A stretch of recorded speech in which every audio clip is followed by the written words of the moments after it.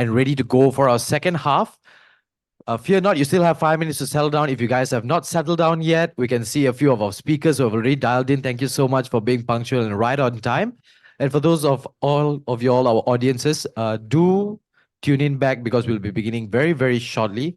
And as mentioned earlier, for those of you all who couldn't log in earlier or know of people who couldn't log in earlier due to the limitations of Zoom, fear not, we have fixed all that so you guys can share once again the Zoom link that is available to you all earlier, and you guys can dial in again and enjoy the second half of our webinar today. Once again, ladies and gentlemen, welcome back to Top Glove's inaugural webinar. We'll be beginning very, very shortly, specifically in 5 more minutes. Thank you very much.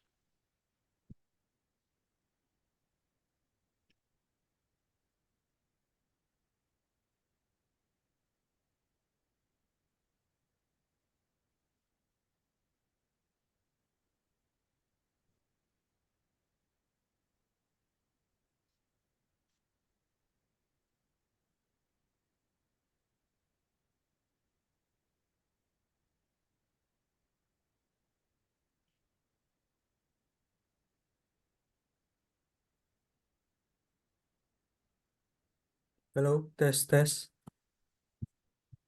Testing. Okay, works.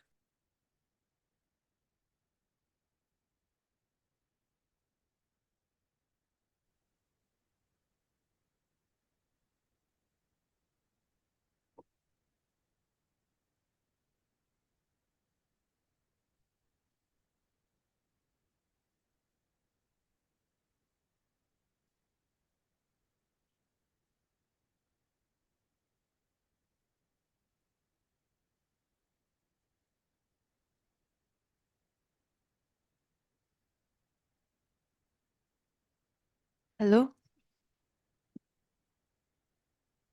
Hello. Hi, can you hear me? Yeah, I can hear you. Can you guys hear me? Yeah, I can, loud and clear. Can do the testing.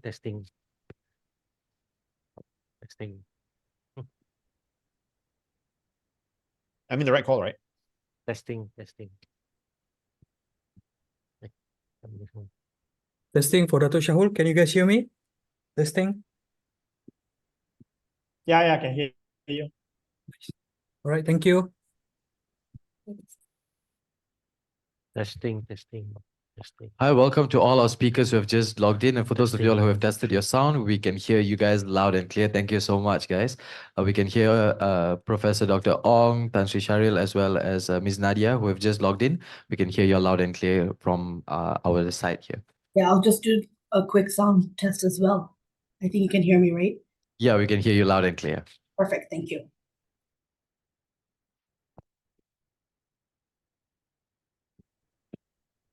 All right, guys. So as the clock is approaching 2:05, ladies and gentlemen, once again, welcome back to Top Glove's inaugural webinar, where we discuss and share valuable insights on emerging trends shaping business, sustainability, and humanity. Welcome back for all of y'all who have just had a quick lunch break. Let us quickly rewind and revisit some of the key takeaways from the first half, ladies and gentlemen. So we started off with Tan Sri Lim Wee Chai's speech. During his welcoming address, he shared with us on the importance of three healths: the financial, mental, as well as the physical health, as well as shedding light on the power of tiny gains, as well as the importance of being a positive contributor. Next up, we had Mr. Izwan Zainuddin, our first keynote speaker, who opened up our minds to the global trends shaping sustainable policies governments are prioritizing. This truly paved the way for a more collaborative approach to sustainability efforts. Then we proceeded with our first panel speakers with the title Sustainability Impacts on Business and Humanity. They showed us the very importance to start from within, ladies and gentlemen, and create the excitement and enthusiasm, because without it, we might not be able to drive to complete the full course. And then we had our second panel speakers who shed light on the topic new and emerging threats to governance and boards. They shared with us the importance of board composition, that we have to get it right, the right people with the right skill set and the right diversity. We need to have a bigger understanding as well on how corruption works so that our framework can be best designed to avoid this. And last but not least, before we concluded the first half and moved into the lunch break, we had Miss Sharmila, who delivered a powerful second keynote address on the title Role of Boards in Today's Dynamic Business Environment. And for those of y'all who have just joined us on Zoom, have no worries, ladies and gentlemen, because I promise that the second half of the webinar will be just as powerful, impactful, and insightful as the first, or maybe even more. So for those of y'all who have just joined us, just some housekeeping rules. For those of y'all who have questions for our panel speakers later, we have two panels discussion, panel 3 and panel 4. You guys can drop them in the Q&A box that is available on Zoom. Do not put it in the chat box because that will not be moderated. Do put it in the Q&A box and we will definitely answer your questions later. For the chat box, you guys can drop in your details and stuff like that for you guys to network. And without further ado, ladies and gentlemen, before we begin our second half of our webinar, we have a video to play for all of y'all. So if my production team and crew is ready, cue video.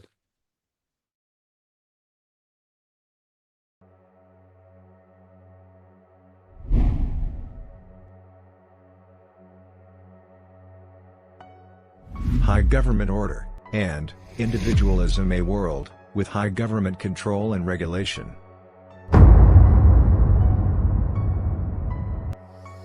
Cost of raw material will rise, with higher regulatory impact on supply chain business human rights.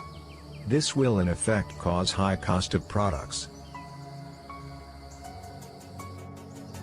Businesses will start producing low-quality good, as sustaining a business with high cost of doing business will become more challenging. Business will struggle to remain in global market, this amidst greater stakeholder activism. A world where there will be greater government regulation and oversight.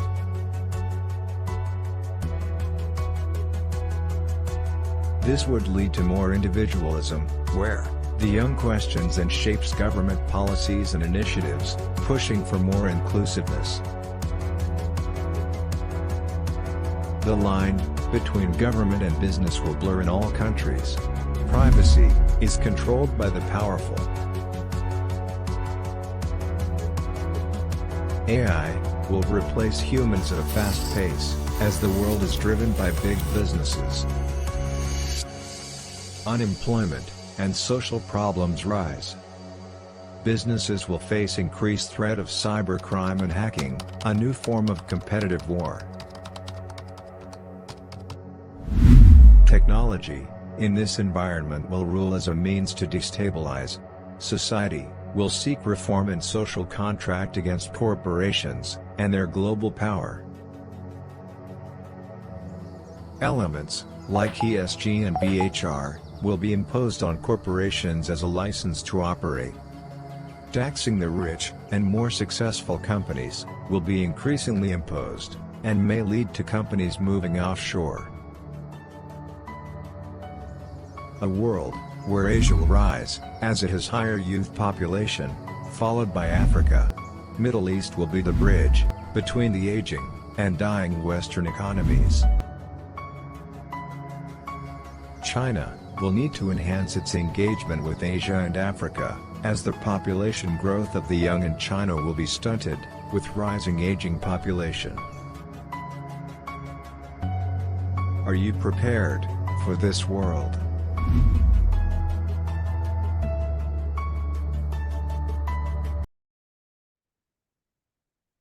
All right, ladies and gentlemen, so what you have just witnessed is the second of 3 scenarios that our Top Glove team have prepared. And as promised earlier, we'll be playing these scenarios throughout the course of the webinar.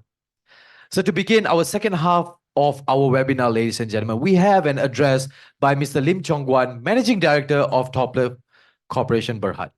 Since 2019, Mr. Lim Chong-Guan leads the Sustainability Steering Group and has chaired the Risk Management Committee since 2014.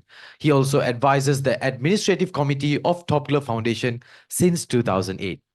Now, it is my pleasure to invite Mr. Lim Chong-Guan to deliver his address entitled Evolving Private Sector Commitment to Changing Stakeholders. Mr. Chong-Guan, if you're ready, over to you.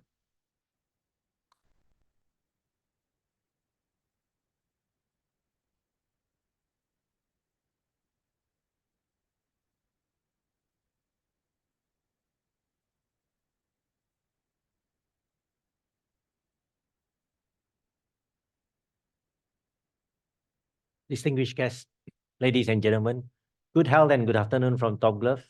Firstly, I'd like to take this opportunity to thank all our speakers and moderators for participating in Top Glove's inaugural webinar on business sustainability. We are quite deliberate in the selection of the theme of the webinar, which is emerging trends shaping business sustainability and humanity, as we felt like it will encompass a wide area of discourse that affect the various stakeholders. Each of the panel session were developed to address focus areas that affect businesses. Ladies and gentlemen, we stand at a pivotal moment in the evaluation of business. The landscape of stakeholders' aspiration is shifting, and with it, the expectation placed upon businesses and policymakers are undergoing a profound transformation as well. We can no longer assume that sustainability is a mere nice-to-have features in the corporate strategy or in our annual reports. It has swiftly become a must-have imperative. Investors and shareholders are quite astute and learned.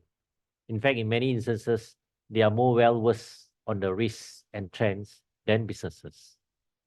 The aspiration of stakeholders, which include investors, consumers, employees, communities, and the environment, are driving this paradigm shift and molding many of the sub-trends we see today. The biggest challenge for business today is balancing monetary returns to shareholders while balancing sustainability requirements. This is where boards and management are tested the most in that decision and action they take. Where it was once easier to focus just on profit and loss, now our stakeholders rightfully demand that these profits are made without compromising the only home we know, planet Earth. Ladies and gentlemen, whether driven by financial consideration, consumer preferences, employee expectations, community engagement, or regulatory requirements, the mandate for businesses to prioritize sustainability has never been clearer and more urgent.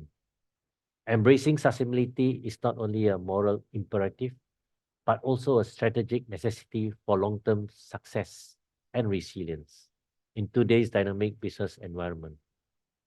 For business big and small, investment in sustainability leads to enhanced brand reputation, increased market share, cost saving through efficiency improvement, access to new market, and reduce regulatory risk.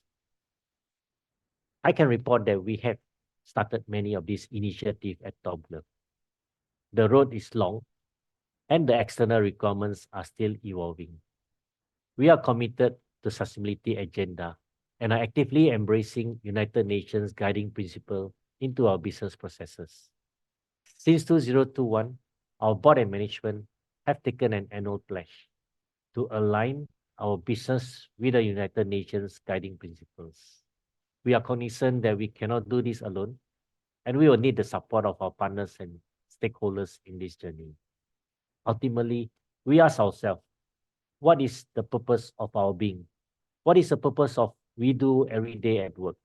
For us in Top Glove, it is to serve the world and humanity through the gloves we produce.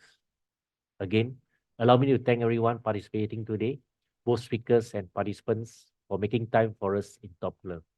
Your presence here today truly means a lot to our board, management, and everyone at Top Glove. I thank you.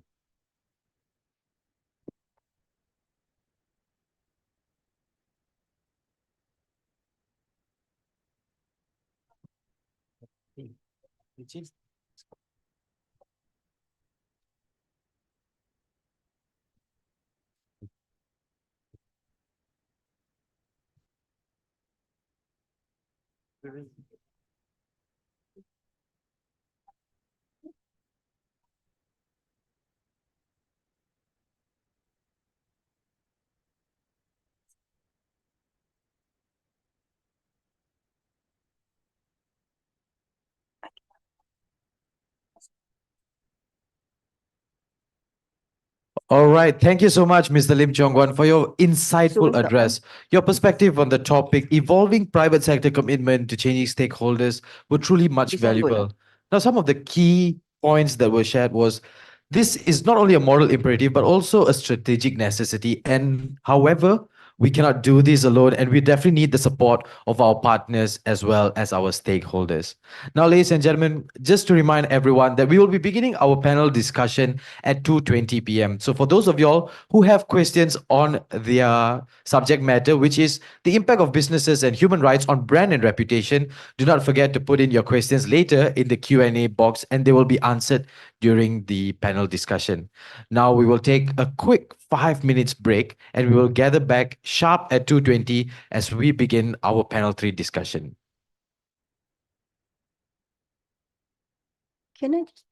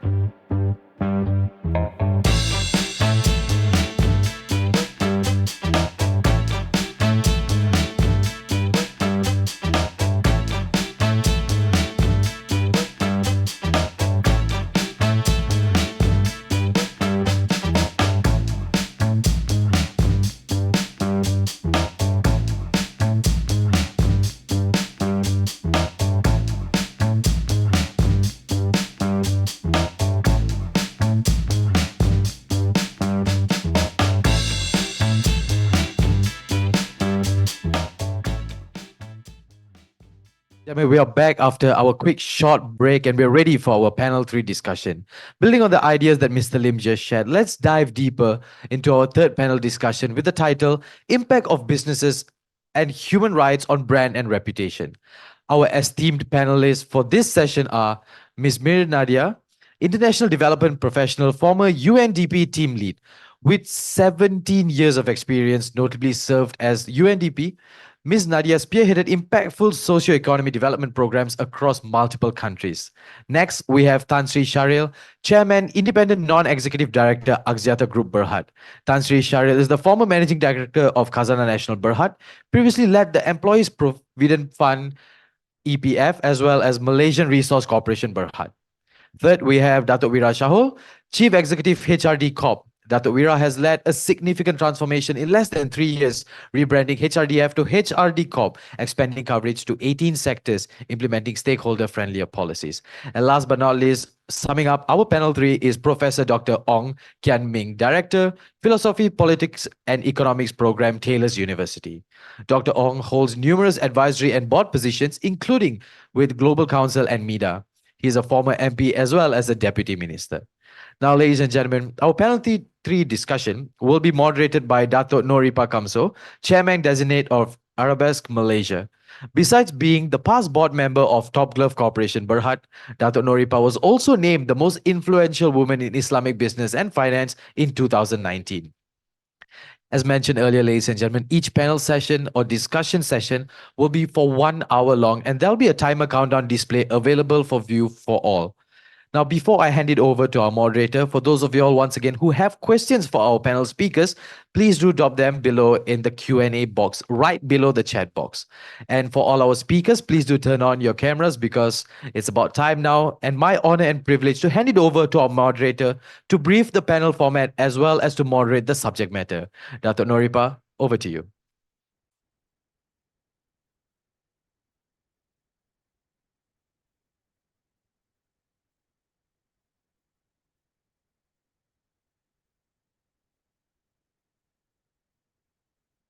Testing, testing.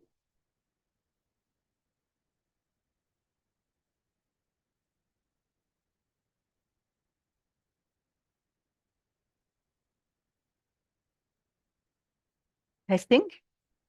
Good afternoon and good health to everyone and my panel members. So welcome to this illustrious, diversified and colorful phase 3 with the topic of impact of business and human rights on brand and reputation. Everyone knows, and it's public information, that Top Glove went through a brand and reputation crisis in 2020 and also 2021.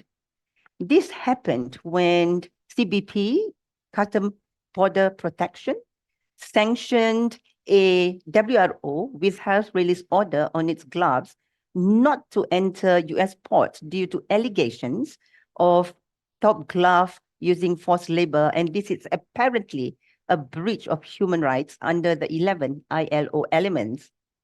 This is a globally known case of how allegations on business and human rights can negatively impact on brand and on reputation. This crisis badly impacted sales revenue of Top Glove for the year 2020. Top Glove was unable to export 1 billion pieces of its glove to the United States, which then comprised about north of 20% of its market share. A classic case of the societal risk being translated into impact. I was able to feel it because I was at that time at the center of the crisis, being the chairman of board risk of Top Glove. Sadly, you might recall products made in Malaysia at that period, especially those manufacturers that were highly labor intensive, were rampantly associated with poor human rights practices. So from this case, we can unpack that brand building relates to us embracing all these 5 areas. Number 1, to build brand, we have to do value creation. So with the help of an international advisory panel for value creation, Top Glove has to rebuild trust and loyalty. Second area, to build brand, we have to protect reputation. This can be done by avoiding further criticism and scandals. In Top Glove case, it goes beyond just implementing a crisis management communication plan and team. Area 3, to build brand, we need to be relevant, remake innovation, but balancing with preservation. One way to remain relevant is to introduce innovative, eco-friendly, the sustainability process and repurpose your product. Fourth area, to build brand, we need to have luxury engagement, the authentic experience of genuine stakeholders engagement by giving trusted and transparent data. Engagement with stakeholders, stewardship, and activists will impact customer loyalty. And last but not least, to build brand, we must comply with governance, best global practices, and regulations. Regulators' reporting and disclosures need to be based on trusted and transparent data. This is the most powerful way to avoid human rights washing. This morning, I heard the word competent washing. And as we all know, red is for life, so it could be red washing. So to unpack these societal, cultural, and economic issues, we are so fortunate to have with us today a team of 4 illustrious and distinguished international experts. They are voices of authority from diversified ecosystems. Each of them will bring to us their respective perspective, journey, experiences, and views on the impact of business and human rights on brand and reputation. So each of them will bring to the panel a 5 to 7 minutes compelling summary of translating the impact of human rights risk into the business. Once all 4 are finished with the insightful contents, we will open for questions and for discussions. Right. Are we all ready, panelists?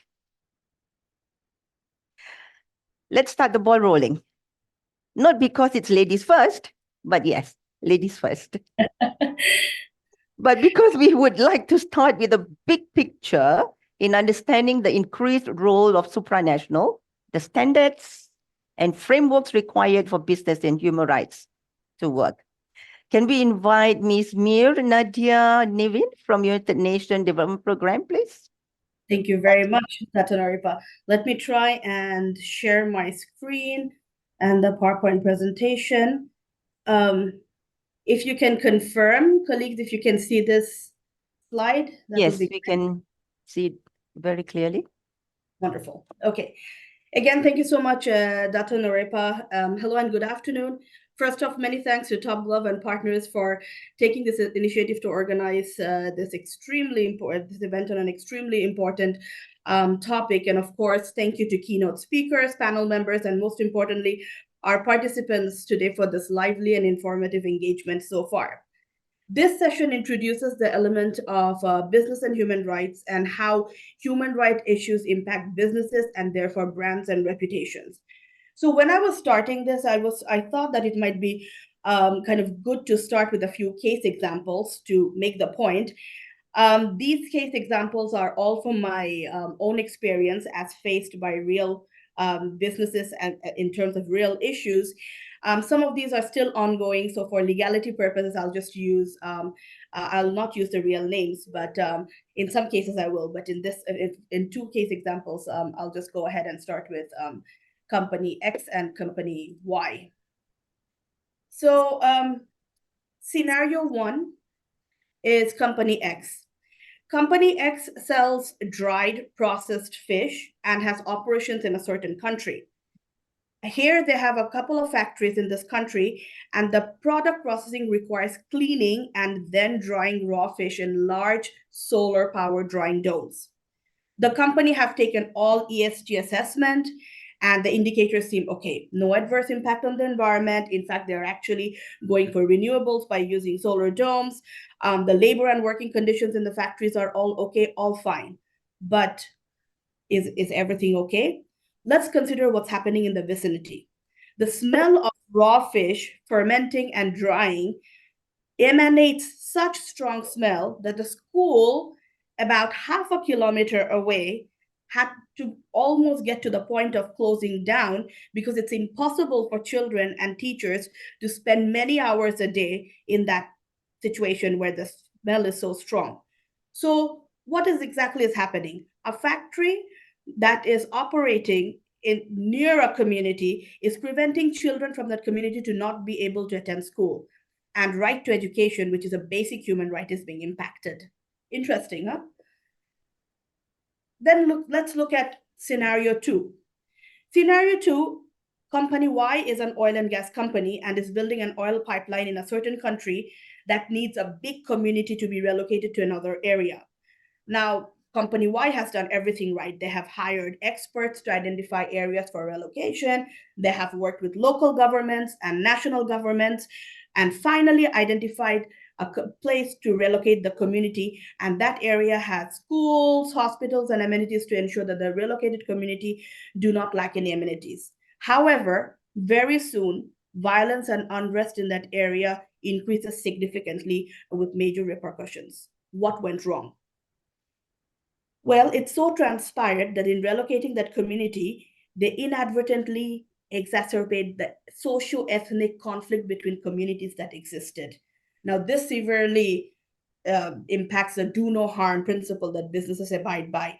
Now, if a proper conflict analysis, which is part of a human rights due diligence, were taken, these probably could have been avoided. Now, many such examples we talk about, in addition, global examples from global businesses such as Nestle. Nestle, with its operations and supply chains across the globe, came under controversy when child labor was actually found in one of its cocoa plantation facilities in Western Africa and Cote d'Ivoire, Ivory Coast, and more recently in its supply chain in Thailand, where forced labor was identified.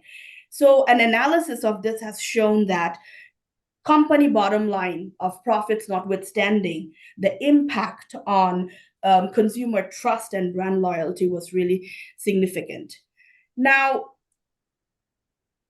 these and many such issues have pretty much now led to more and more governments, regional corporations, businesses themselves requiring that. Nadia, if you can allow me to intervene, can you put full Yes, for your sharing? Because I think the audience are not able to read it.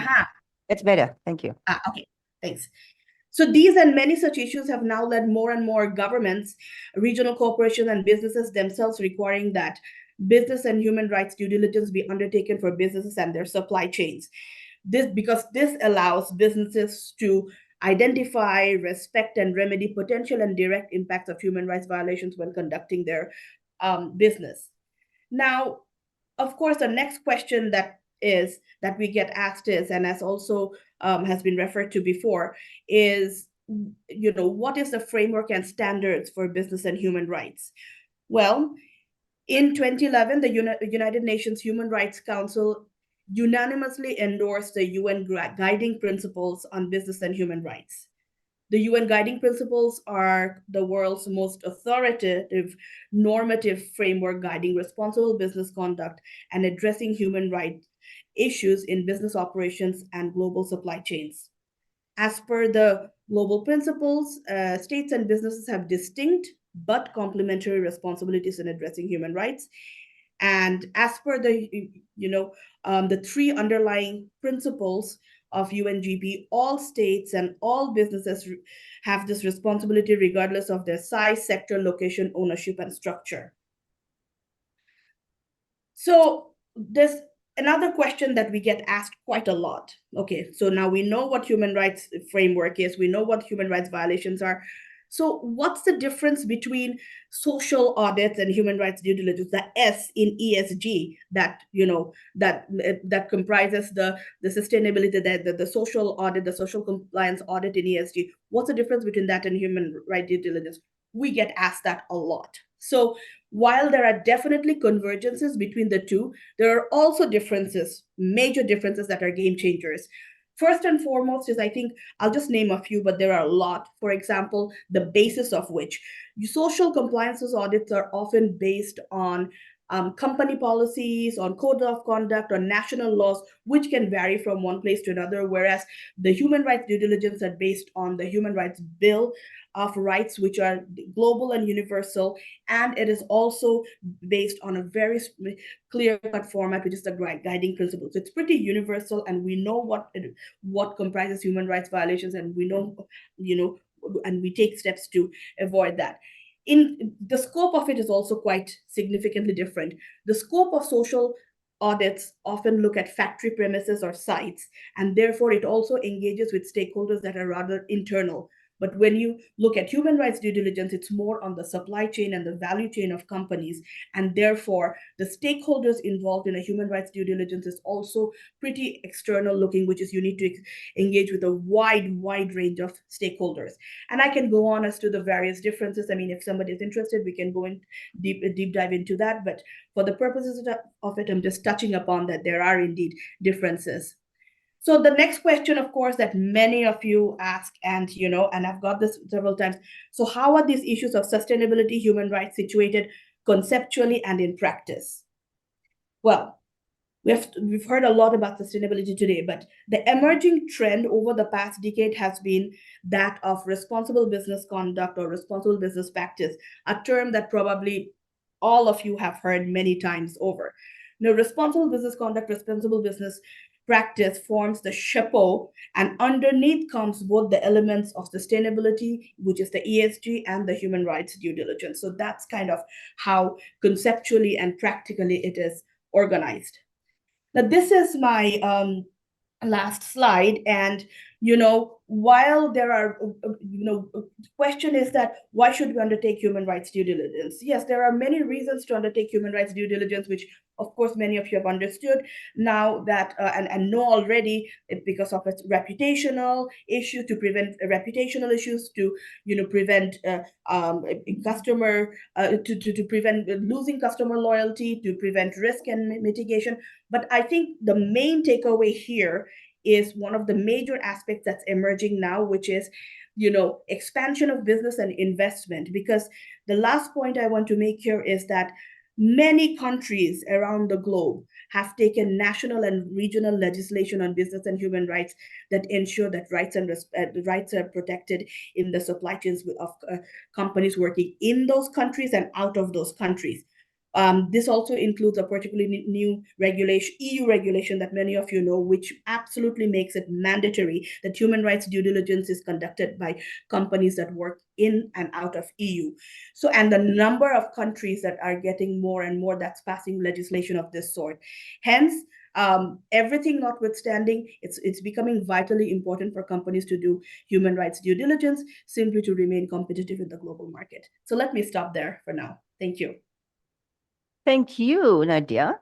And I think what the audience like about the way you present today is the ability to bring up some cases, and at the same time, you were able to list the questions, what is in our head.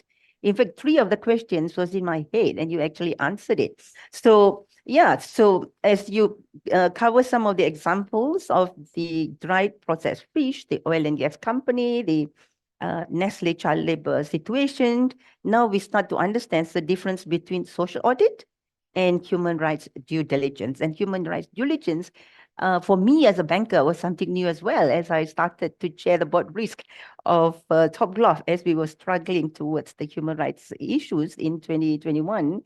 And I think it was really interesting to be able to also understand that the emerging market, the emerging businesses now has actually extended into a lot more complex situation. So with that, we now go to the next speaker. The next speaker is our corporate icon, and none other than Tan Sri Shahril Ridwan. He is very much into the whole capital market and the corporate space. So he will share his experience on how business like telco and plantations and other labor-intensive industries navigate business and human rights, and how it impact brand and reputation. Tan Sri Shahril? Yeah, thank you very much, Noripa. I hope everybody can hear me clearly. What I'd like to touch on today, really, and building a bit on what Nadia has started with, basically, is to talk a bit about really how, from 2 aspects, right? The businesses today, in Malaysia in particular, think about these issues across a couple of different industries. And secondly, from my own experience, right, the investor community thinks about this as well in relation to how they interact with and respond, I think, to some of the pressures that's building up on these issues. So on the first part, I think it's quite interesting because today I sit on the boards of a few companies, some of which basically have to tackle these issues, right? So particularly, I think in the Malaysian context, the plantations industry was fairly close behind the glove industry in coming to quite a lot of close scrutiny in 2021, 2022, in relation to basically how they manage some of these issues. And some companies handled it much better than others. I think I won't go into too many names because I think all of you are well aware which ones struggled with those issues. But the company which I sit on today, KLK, what we actively do essentially is really to revamp the whole process of thinking through that due diligence in respect of how labor is hired in the various markets we operate in, and also looking at the treatment and basically the social framework that's put into place to support these workers when they actually work for a company like KLK. So to give you an example, I think in the past, if you look back maybe 5-10 years ago, right, when plantation companies subcontracted out the hiring of workers to agencies and to other people, it was a very cursory due diligence, right? It was basically a box checking exercise whereby they asked their suppliers to just confirm basically that everything was in order, right? But I think, as you all know, that doesn't wash today, right? So today, the expectation on a company and on the board and management of a company basically is actually go deeper to actually verify yourself whether essentially the labor that you're hiring has been treated fairly, that basically there has been no mismanagement of their financial affairs, and also to make sure that when they're actually onboarded with you, that the working conditions and basically the social framework they are putting into place to support them basically is in line with global expectations. So today, a company like KLK or UP or any of the big plantation companies that hires foreign workers will actually do active due diligence, right? So as the workers are coming in, you'd actually have to talk to the workers, really inquire with them whether they have had to pay middlemen, agencies in between. And in the case of a good company, you would actually take steps to address that and to reimburse basically any outgoings of your workers, right, before it becomes an issue. So it has to be proactive. It cannot be reactive to a report from an NGO or from any kind of audit. But basically, companies must now actively, as you're hiring your people or hiring your foreign workers into your factories or your plantations or any site, actually actively engage with them, make sure you redress any financial imbalances, right? And more importantly, right, actually treat them well in terms of basically providing them with proper accommodation. So for the plantation companies, it's a bit easier. There's been a long history of plantation companies providing and setting up accommodation, schools, clinics, and everything else, right? And the best run plantation companies in Malaysia basically are probably world leaders in terms of providing those kinds of facilities. And it's also important to remember that, for those plantation companies that operate not just in Malaysia, but say in Indonesia or in Africa, you must have the same standards across, because you can't have dual standards or triple standards depending on the market you operate in. In the telco industry, where I chair Axiata, the bigger concern really is less around human labor as it is around essentially human rights issues and sanctions, and especially in some of the markets that we operate in, being developing markets, what really are the policies in those markets, right? Are you comfortable actually investing in those markets, having assets on the ground and people on the ground in markets where maybe the policies or the government there basically takes a much, shall we say, shorter view in terms of basically the treatment of human rights? So that's led us to think about exits as well. So you'd have seen basically over the last couple of weeks, we made a decision to exit from Myanmar. Very, very difficult to operate in, given basically what's going on there in terms of the government. And you've seen a number of big telco companies from Telenor and other people, international companies, all exiting countries or markets where it has become essentially nearly impossible to operate in. And that's a brand reputation issue. You don't want to be seen to be in any way supporting or being associated with basically, markets or countries where you have these issues, right? Even though they may be profitable operations, even though essentially from a shareholder returns point of view, they may be okay, but there is a larger brand issue which creates problems, especially when you're trying to access capital markets. And that's the second perspective I wanted to bring today, which is basically a lot of companies fail to understand that the pressures that institutional investors, private equity funds, infrastructure funds, any kind of fund or basically asset manager managing basically public money or institutional money is now coming under to do their own due diligence. And the issue there basically becomes one of, are they able to actually invest in you as a company, right? So in the telco industry, for instance, when we talk about bringing in outside investors in, human rights, your compliance basically to those standards, and your compliance to basically being aware of those markets where it becomes difficult to operate is very, very large. A lot of funds will not invest, essentially, if it leaves them with any kind of exposure to, say, a country or a market where this is going to be called into question. They will not invest if, for instance, it will end up with them having indirect exposure to somebody who's perceived to be a labor abuser, right, or a human rights abuser. So your access to capital markets becomes curtailed and becomes very, very difficult for you to then think about expansion as well. Even in Malaysia, the funds which are used to run EPF and Khazanah, right, now increasingly putting a big focus on this in order to engage with the companies that they invest in. So while they haven't reached the point yet where they will actively divest, say, for instance, from Malaysian corporates that are perceived to be running into these kind of troubles, they are very keen to make sure that Malaysian companies reform and restructure their operations for two simple reasons. If those companies are no longer attractive to foreign investors, valuations will go down, right? And local investors will lose. And that will put pressure on people like the EPF or Khazanah to actually divest those companies rather than hold on to a losing stock. So if you think basically about the matrix of essentially where sustainability, human rights, brand building comes in, it's actually multifaceted. It's not just about your operations. It's about the perception of you as a company, not just to your clients, and importantly, if you are an intermediate producer, right, your clients and clients, right? So in the past, Malaysian companies used to think that, oh, I'm just producing raw materials. So I'm just producing basically intermediate materials to a Nestle or to a Procter & Gamble or whoever it is, right? And they don't seem to be partly concerned. But you always fail to forget basically that their clients who are the end users are concerned about these issues. And that pressure builds basically through that supply chain back to the Malaysian company.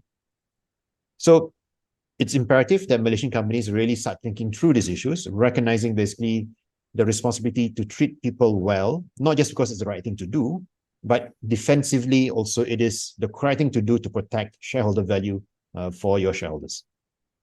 So I'll stop there for the moment so that there's more time for other speakers and for Q&A, and I'll turn it back to Dr. Noripa. Thank you, Tan Sri Shahril. Very, very eloquently articulated, just like when you were my client in EPF and I was managing EPF money at that time. So Tan Sri Shahril, in a nutshell, highlighted two reflections. The first reflection was his experience in how business in Malaysia and all the other industries would have to look into the significance of humanity, societal issues into brand.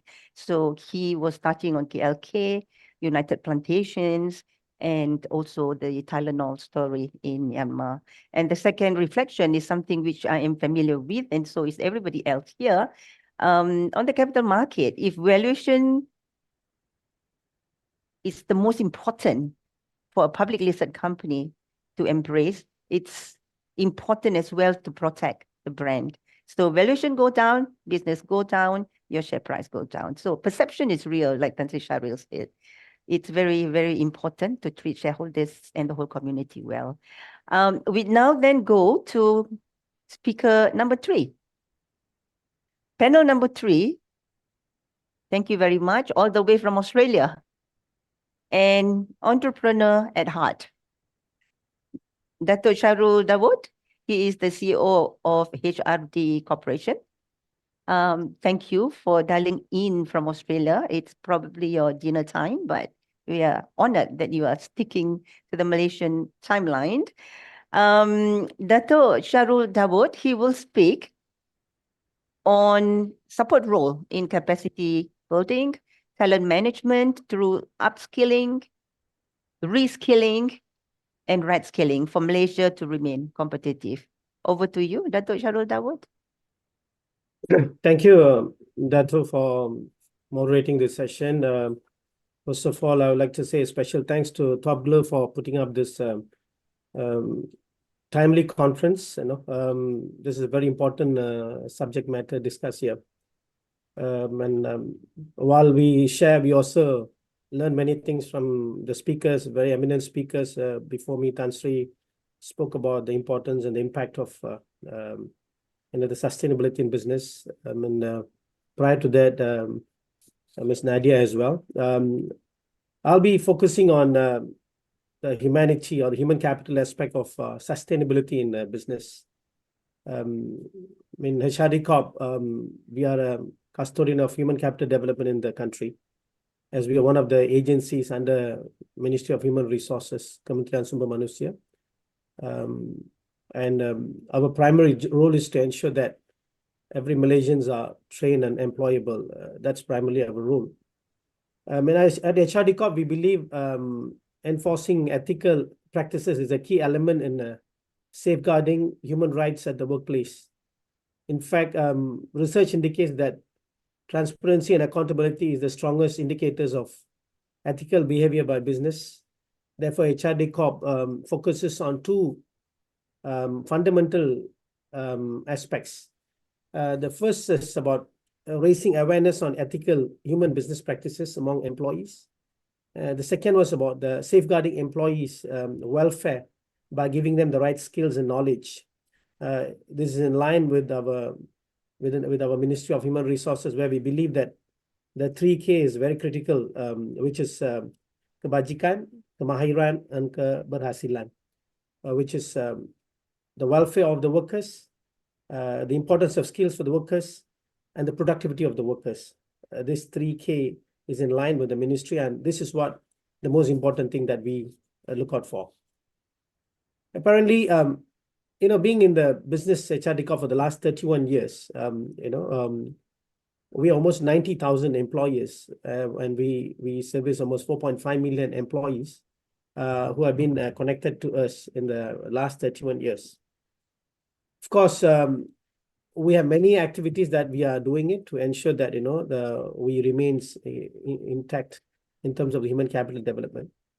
At the same time, the learning and development is a longer process, and it is just not that HRD Corp that will be able to execute the whole exercise of the human capital development. It is also the responsibility of the stakeholders like employers, employees, and other training providers, gig workers, and freelancers. All have to come together to ensure that we believe in the learning and development process. Well, we have multiple schemes that has been customized to cater to this audience to make sure that they remain in line with the learning and development process. First is the levy collection, the levy payment. I would say this is one of the best things that HRD Corp or under the Ministry of Human Resources they have done. It was done 30 years ago. I'm very proud that 30 years ago those people are very far-sighted, and they did the right thing by putting up this Human Resource Development Council then 30 years ago to ensure that we have the structured learning and development framework for learning and development process. Today, we are almost 90,000 employees. We collect an annual levy of 2.2 billion. We started up very small 30 years ago, and over the period, we have grown drastically, and we have 2.2 billion levy today. Having said that, when we collect 2.2 billion levy from 90,000 employers, but the challenges are very different. There are times that we don't have the fund, so we couldn't do the training and development. But today we have funds, but we have no time to do training and development. So in this kind of challenging times, we continue to push for awareness on the learning and development process, the importance of learning, the importance of human capital. As Malaysia, we are biased very well. We wanted to make Malaysia as a human capital hub in the region, as we have all the right ingredients that we have in the country. But our stakeholders are only 90,000 employees, whereas as an agency under Ministry of Human Resources, we are responsible for the whole nation, 32 million people. So we have different types of scheme that is catering to different audience. The money that is paid by the employers are specifically meant for their development on human capital. Whereas we have strategic initiatives where it is funded by the government to make sure that all those vulnerable group, those people who have no access to levy fund, they still need to be trained. So we use strategic development initiatives to train those people. We have developed multiple programs focusing on, and we recently launched in last year, Honorable Prime Minister announced in this budget program Latihan Madani, which are focusing towards 5 key sectors of training, focusing on SMEs and micro SMEs development. SMEs is the backbone of the country, and if we don't get right training and development for SMEs, they have real challenges moving forward. So we are one of the scheme that is focusing on SME development. Second, we have a program for seniors, seniors back in action, we call SEBA. Those people who are retired at the age of 60, they still have a lot to contribute, and 60 is not an age that that you could take a retirement. Of course, officially you take a retirement, but you can still contribute a lot to the nation. So we want to train these people, put them in the right skills so they could contribute back. The third scheme, which is very effectively and which is well received today, is about the scope. We call scope second chance and opportunity for people to excel. These are for those minor offenders. We almost 60,000 minor offenders in the country, and we want, and some of them, they don't even know it is offense, and they have done that and they are in the prison. As you know that we have a stigma. Once you go to the prison, you come back, you have no future. But we want to train these people, put them back in the job market and show them there's opportunity. There's work for them to go back and try new skills and put them in the right direction. There's a third scheme. The fourth scheme is about for people with disabilities. We have a special scheme for people with disabilities. We want to bring them back in the job market. The last one is the B40 and the gig workers as well. So we cover schemes that is, catering different target audience, different market. So at least nobody's left behind in the learning and development space. While we do that, we also have initiatives like a National Training Week, as we always believe that the learning awareness is very important. Every Malaysian must start to believe that learning is very important for them. It is not just like just a Charity Corp alone, or any other agencies. The agencies can just go and make this kind of awareness. It's awareness every Malaysian have to believe that learning is part of their life, and they have to continue to learn. Lifelong learning is very critical. So we created programs like National Training Week, where it is purely done by the people and for the people.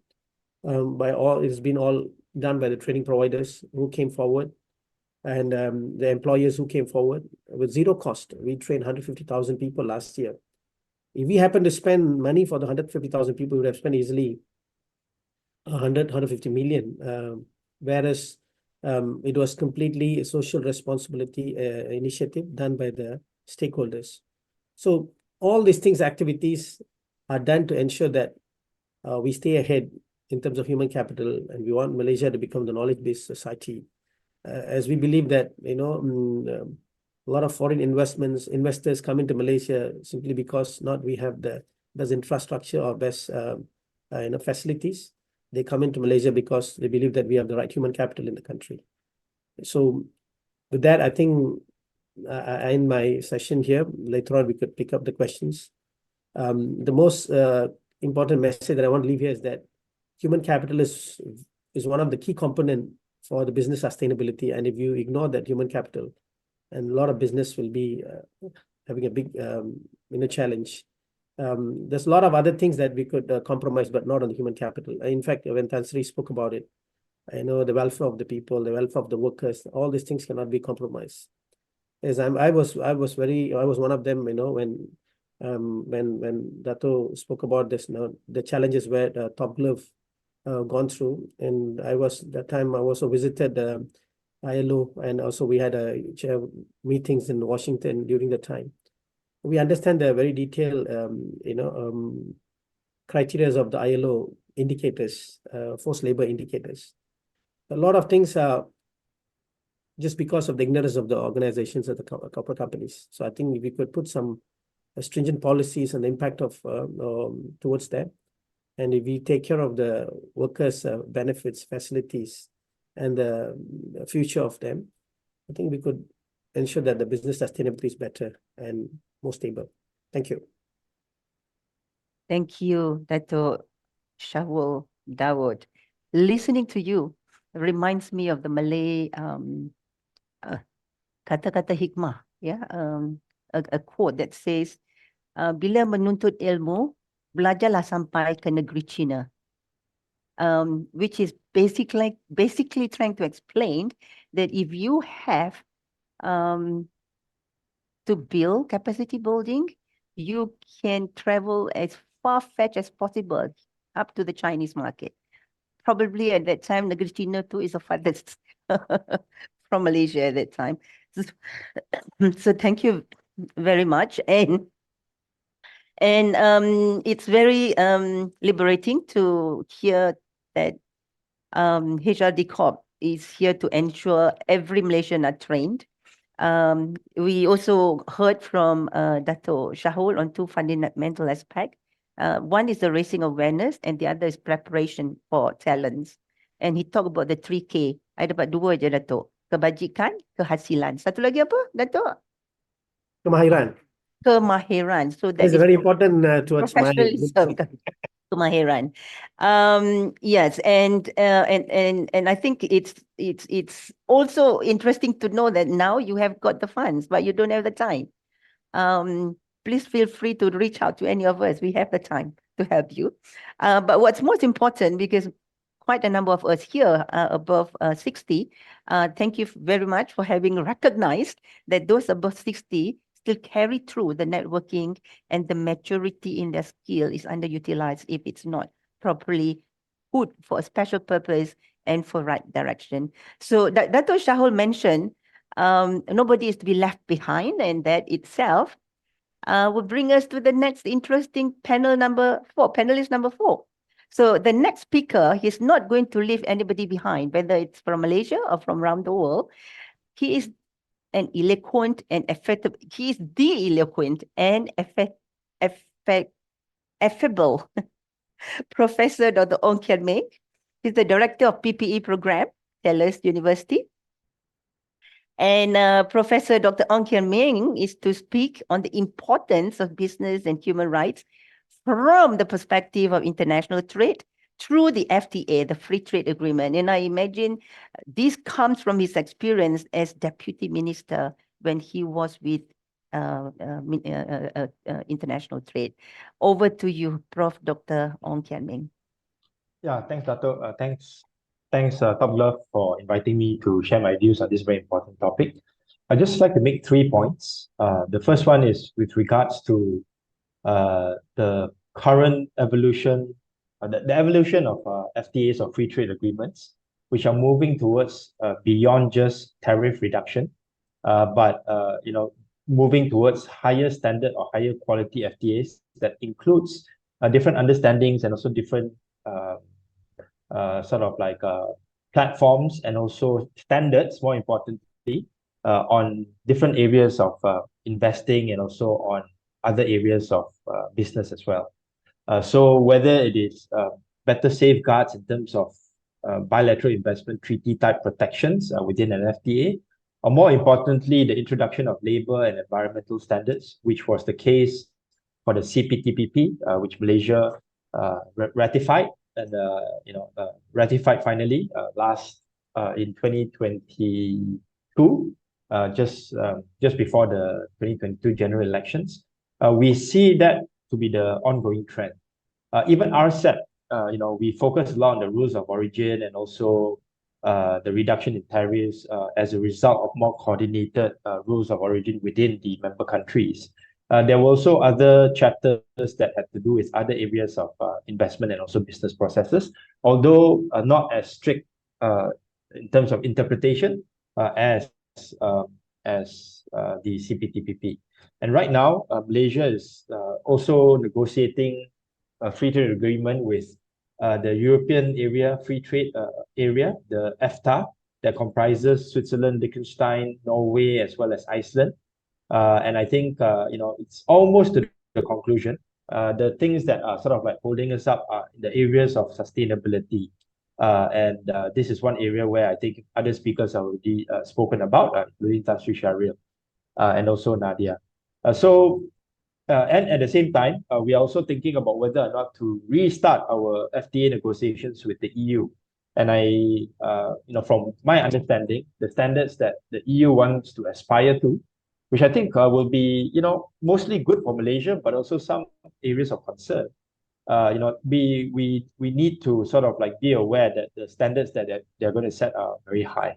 So with regards to FTAs, there's opportunities there's challenges as well as opportunities, right? So I'll give you a couple of examples. One from the palm oil sector and then another one from the glove sector.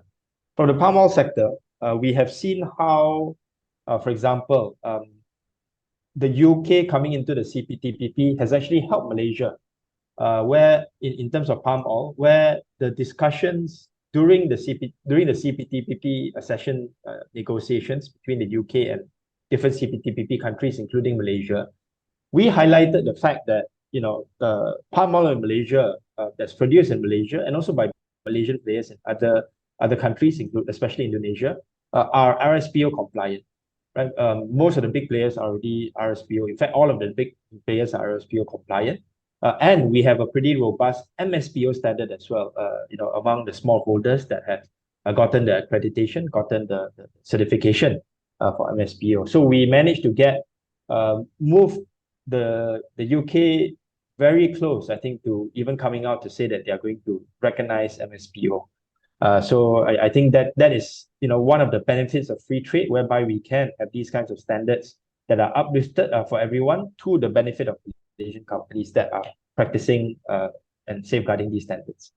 In the other example, with regards to gloves, I think even though the CPTPP is not necessarily, even though the UK is not necessarily that big of a market for medical gloves, it is nonetheless an important one because it also sets certain benchmarks and standards for an important market and also entry into the European Union, right, where they have some sort of updated, EU trade sort of facilitation process. So that also, I think, allows Malaysia to play in this space in a more sustainable manner, taking advantage of the FTA with the UK to perhaps put things like having government procurement processes for the purchase of medical gloves by the National Health Agency, the National Health Service, NHS, because they are the largest buyer, they are the largest single buyer of medical gloves in the UK. And if, let's say, they can have good government procurement practices where there's open tenders, there's high standards that are set, this also help Top Glove and other glove companies that are exporting medical gloves to the UK, because it will circumvent or prevent lower quality but cheaper gloves coming from other countries, including and especially China. So that's the first point I want to make about the FTAs. The second point I want to make with regards to the larger trade environment is the need for business associations, business chambers to come out together to be able to advocate for their own interests. What do I mean by this? Recently, there's a country in South America that instituted a temporary increase in tariffs because of anti-dumping measures or trade measures on Malaysian glove companies, including Top Glove, right? It's between 15 to 30%. And this was done in a way that perhaps was not so fair to our Malaysian glove companies. But we don't have an FTA with this particular country in South America. And we don't really have much recourse in terms of highlighting the challenges here. But the business associations and chambers actually have a role to play here, which is to highlight these sorts of issues at the national and perhaps even the regional or international level, so that people can see that our products are being unfairly discriminated against, anti-dumping, and despite these many of these glove players being very compliant to ESG standards, they are still being discriminated against, and we need the policymakers to work together with these business associations and chambers to amplify their voice and to get the message out there, so that there are ways in which we can respond to such unfair treatment. That's the second issue I want to take up. The third issue is perhaps maybe a more sort of like a Gen Z kind of thing, which is that I think businesses, including Top Glove, needs to be able to showcase itself on social media in different platforms so that it can reach a wider audience. And I think the same can probably apply to some of our palm oil players as well, to show the kind of high quality ESG standards that Top Glove and other companies in the glove and even palm oil sector practices in Malaysia. And I think this is part and parcel of the new battle that's going on, the battle of the hearts and minds of consumers, different kinds of consumers, whether it's business or individuals.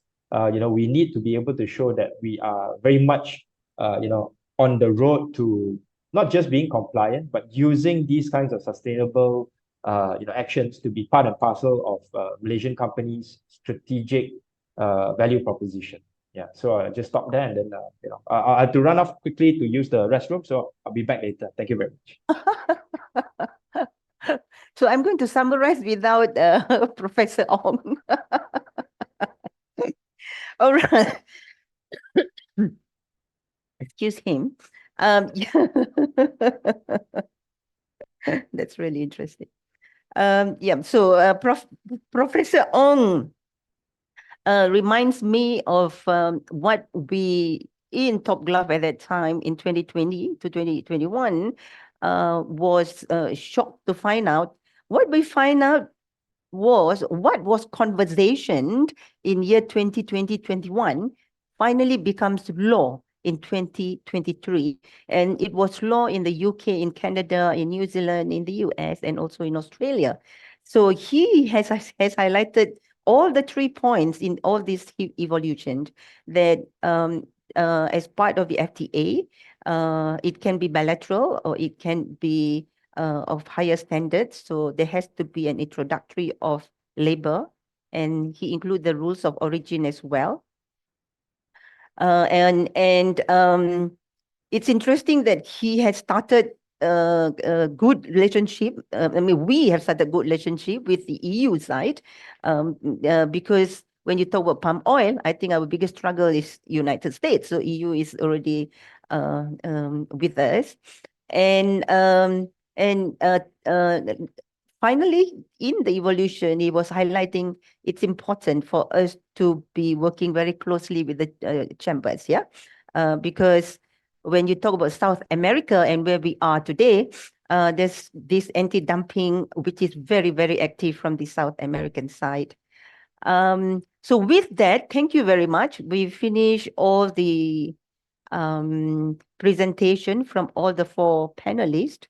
We have got 9 minutes left.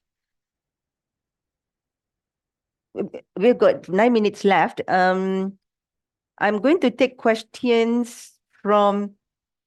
I'm going to ask questions. Maybe I can start with... Just now we start with the ladies first. So now we start with... can I start with Tan Sri Shahril? Tan Sri Shahril, you mentioned about investors, They are increasingly integrating ESG factors, including human rights considerations, into their investment decisions. I mean, example, in the case of Top Glove, due to the allegation, Top Glove shares were withdrawn from the FTSE4Good Sustainability Index in 2020. That was the impact due to brand. So in your opinion, what must our regulators do better? Or the institutional can do better to ensure the Malaysian brand and the Malaysian reputation and the Malaysian business do not face divestment based on opaque shareholders' activism? Yeah, I think honestly that the government was probably late to the party in terms of actually understanding and recognizing the importance of these kind of standards, right? And ensuring basically that Malaysian laws and regulations not only enforce the standards, but basically create a brand Malaysia in terms of basically the quality of product and the supply chain of product that we have, right? So that's probably a big miss at the time. I think as you've correctly pointed out, now that's now being legislated, it's now being acted on. But that created basically a problem, right? Because of the problems of, we had a couple of companies and the industry as a whole, Malaysian industry as a whole had to fight a rearguard battle in terms of protecting its own brand image. Right. So it is essentially a whole nation effort. I think if you look at what some countries do very well, it is really about projecting the right image about essentially their practices and basically their standing in the world. And we need to do the same. So it starts really, I think, with having the right legislation and regulatory structures in place, and enforcing that, right? So we weed out basically the bad actors in our industry, and create basically the perception to see that Malaysian products or Malaysian supply chain basically will fulfill the requirements of the global market. Thank you. You mentioned about legislation, so that goes to my question on Dato Shahul. Dato Shahul, you were talking about all the initiative and aspiration of HRD Corp towards upskilling and right skilling. So what is what is the vision of HRT in respect of where our talent should be in the next decade and for the next generation? Are you looking into digitalization, for example? Because all this human rights is very labor intensive. So the next step we would think, would it be digitalization? Well, digitalization is just not for just future.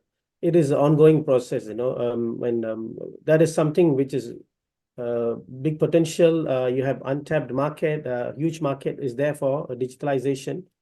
Apparently, if you ask me, the future talent should be all about talent that believes in learning. I keep talking about this because the essence of either be digital talents or agro-based talent or entrepreneurship all goes back to the basic fundamentals of learning.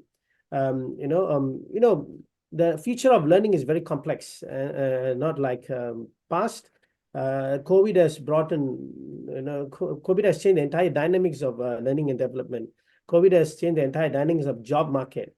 So the future of learning, the future of workforce is going to be very dynamic, complex. So the challenges the future workforce going to face is going to be very tremendous. So we must understand that complexity, and we must understand the fundamentals. How do we address those complexities? Of course, the digital workforce is going to be huge. In the recent survey by Google in Malaysia, almost 65% of the employees in Malaysia believe that there's a lot of jobs available, and there are a lot of jobs that is going to be taken up in the digital age. In fact, 83% of the Malaysians think that basic digital skills is very essential, whereas 49% believe that advanced digital skills is going to bring them to the next level. So, of course, digital technology will come. At the same time, you become obsolete. There's a lot of danger when we talk about the digitalization, digital transformation, digital technologies. When you don't continue to upskill yourself or upgrade yourself, you become obsolete in the digital age. Thank you. There's a lot of times people tell that this particular digital technology will replace you. This particular sectors will be losing out the job because of digital invasion. Actually, to me, I don't believe in that, because if you continue to learn, if you continue to upskill yourself in line with the pace of the technology, you will never be left behind. When Y2K was on the boom, everybody said, the Y2K is going to take out a lot of jobs. When locomotive, was coming in, people said a lot of people will go and lose jobs. But apparently, it created more jobs. It's the same thing as the digital. While digital has a lot of challenges and bring a lot of the kind of fear, but it creates a lot of jobs. When people who don't understand the technology, who don't go and keep pace with the learning of those new technology, you are left behind. So to me, the future of our candidates, our future of our job should be all about digital, and they should continue to focus on that. Yeah. Thank you, Dato Shahul. Very, very liberating to hear that. Having looked into diversity, uncertainty, complexity of the global space on talent, Professor Ong, welcome back. Do you like chocolate, Professor Ong? We all indulge in chocolate. So all of us like to indulge in chocolate. So, leading chocolate company, brands like Chocolonely or sportswear like Adidas and Patagonia, they've also shown that transparency in communicating human rights is actually important for sustainability strategy and compliance, but to also build trusted brands. So my question to you, if you can use the cap as a deputy minister, you know, these are businesses, but why do activists target business instead of governments?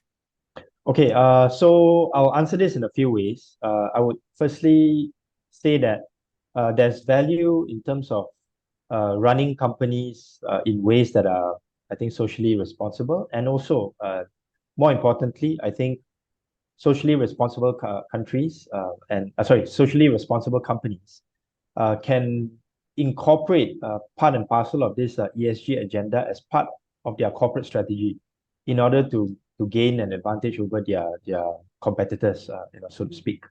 And we've seen this happen in different places where the commitment to these kinds of values actually make these brands much more attractive to consumers. Patagonia is one that you mentioned. I will also say that there are many companies, big and small, that are signing up to a sort of like a standard called the Benefit Corporation or B Corp. Right. So I was just at a event this morning. I did a moderation session with different individuals who are in the larger ecosystem, including people who want to promote this kind of B Corp high level standards of governance, and also to see that this is part and parcel of a learning journey, to see how these values can be incorporated in a genuine way as part of corporate strategy, so that these companies cannot be accused of greenwashing. Right. So I think this is part and parcel of the larger ecosystem that we are in. I'm sure that Top Glove has enough resources to be able to play in that space, play that branding, and not just branding, but also branding as part of its corporate strategy in terms of selling these goods, and maybe as a defensive strategy, so that it doesn't get hit with a WRO again by US. So it's part and parcel, I think, of good corporate strategy and business strategy, to embrace some of these values in ways that are advantageous to you, and maybe can also be a little bit not so advantageous to your competitors. So I think Tan Sri Shahril is a board member of KLK. KLK, I think, is a very sustainable company, and because of its commitment to RSPO, and if let's say we do have sort of like higher standards with regards to palm oil imports from European Western countries, then definitely, responsible companies like KLK will be able to gain a bigger market share and probably, hopefully, get a better pricing as well, right? So, that's sort of like responding to that. I think the reason why activists don't target governments, I think, is very simple. Governments cannot be so easily bullied. I think companies can be bullied, sometimes even by small activists, because activists can train the international attention on these companies and use this as a way to get action taken by either the Europeans or more likely the Americans against these companies, including what Top Glove went through. Thank you. That basically it states that Top Glove is easily bullied by certain people. Just 1 minute answer from Nadia, if you don't mind, because in the interest of time. So we know that the United Nations General Assembly has set some guiding principles on business and human rights on this, and this actually serve as the. Dr. Noripa, there is a very interesting question in the chat box for me from the audience. Maybe I can take that. Here, question to Nadia? There's a very interesting question. The question said you describe the United Nations guiding principle as a requirement in supply chains.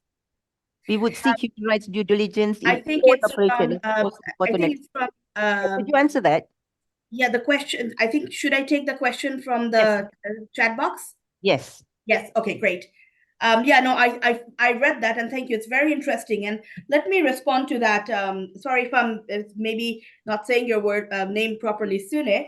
I think the question that you asked, that whether the GPs should be, implemented, or the human rights due diligence should be taken by individual suppliers. Absolutely, yes. There's an interesting yes to your question, but I'll also clarify in 3 points. First of all, I agree. The UN guiding principles clarify that all businesses, regardless of size, are subject to UN guiding principles, regardless of their size, location, sphere of operation, what have you. So all businesses are liable to undertake human rights due diligence within its operations.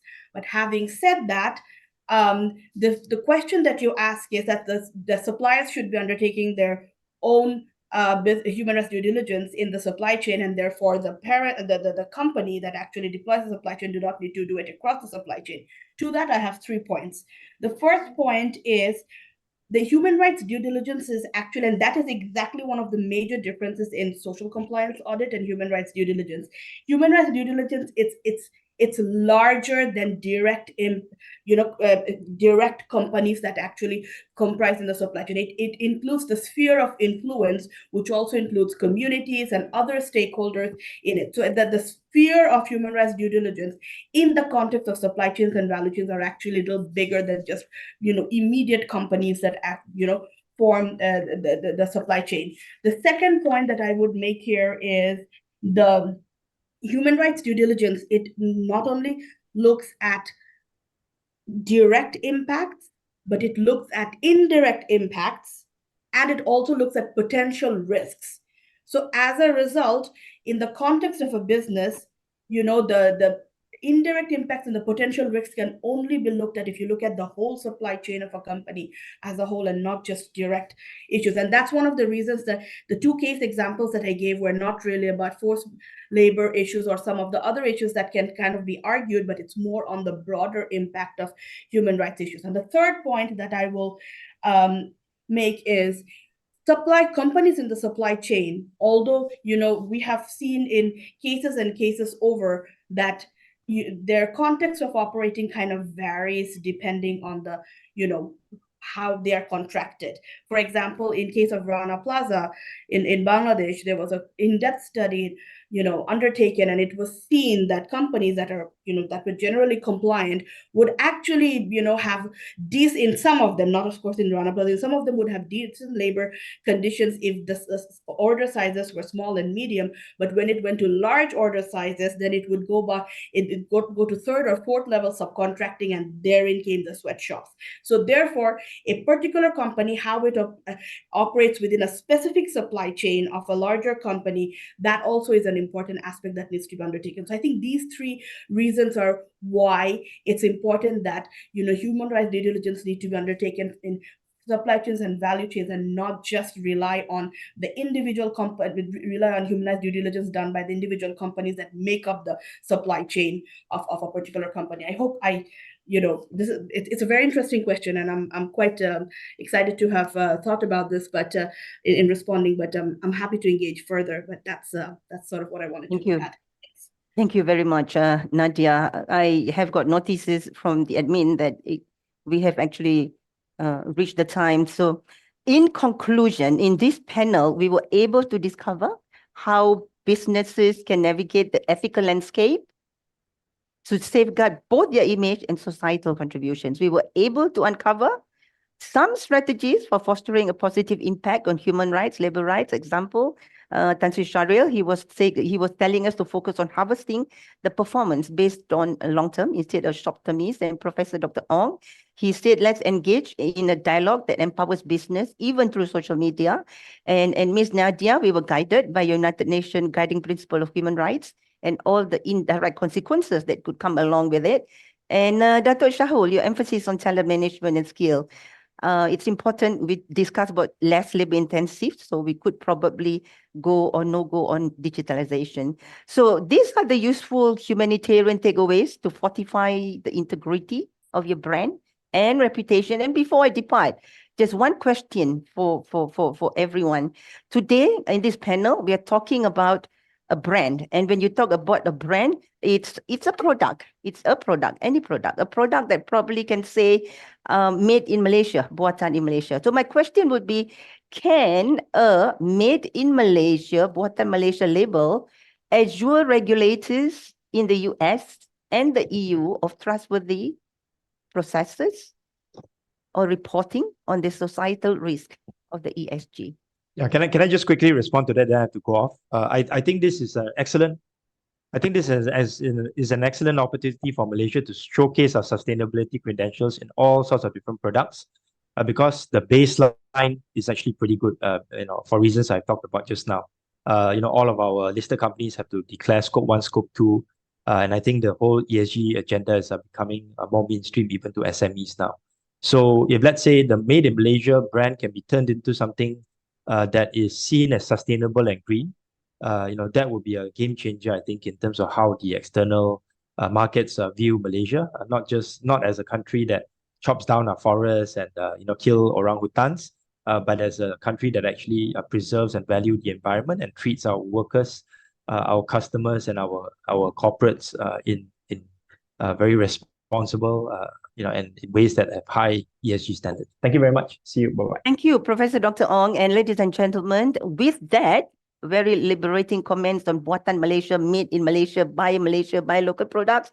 Thank you to Tan Sri Syaril, Professor Dr. Ong, Ms. Nadia, and also Datuk Shahul. Round of applause for them. Thank you.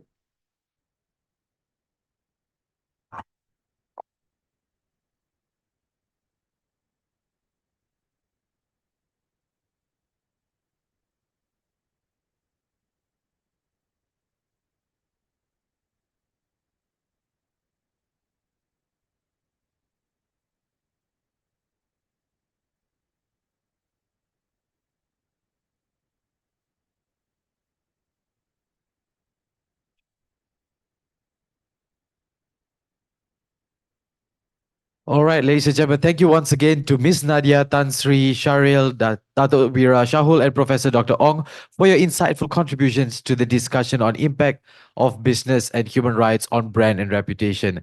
And not forgetting to thank our very witty and funny moderator, Dato' Noripa, for moderating that very lively and joyful session. What we could take away from that very insightful session, ladies and gentlemen, is that working conditions and social frameworks has to be of global standards and expectations. Global brands actually have to address these issues because they have been impacted by businesses and human rights issues before. And valuations will actually go down for those liable of BHR. It pushes investors to actually divest.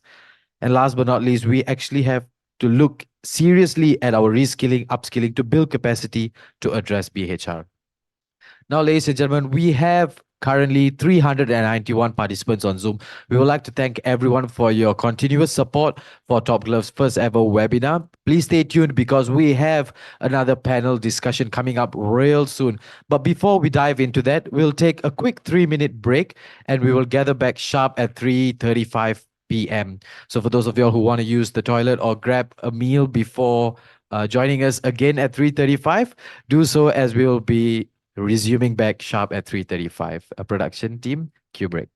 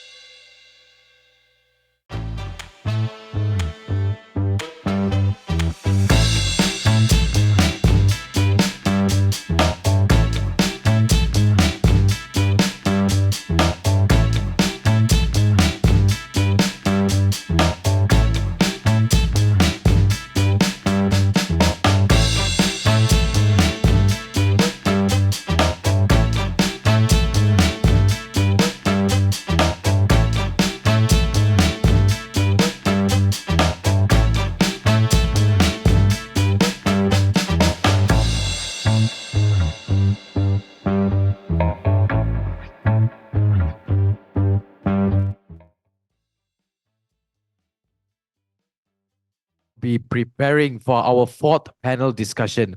Now, before we dive into that, ladies and gentlemen, if you guys would like to access our webinar's booklet, you guys may access it in a PDF format that is available in our chat box below.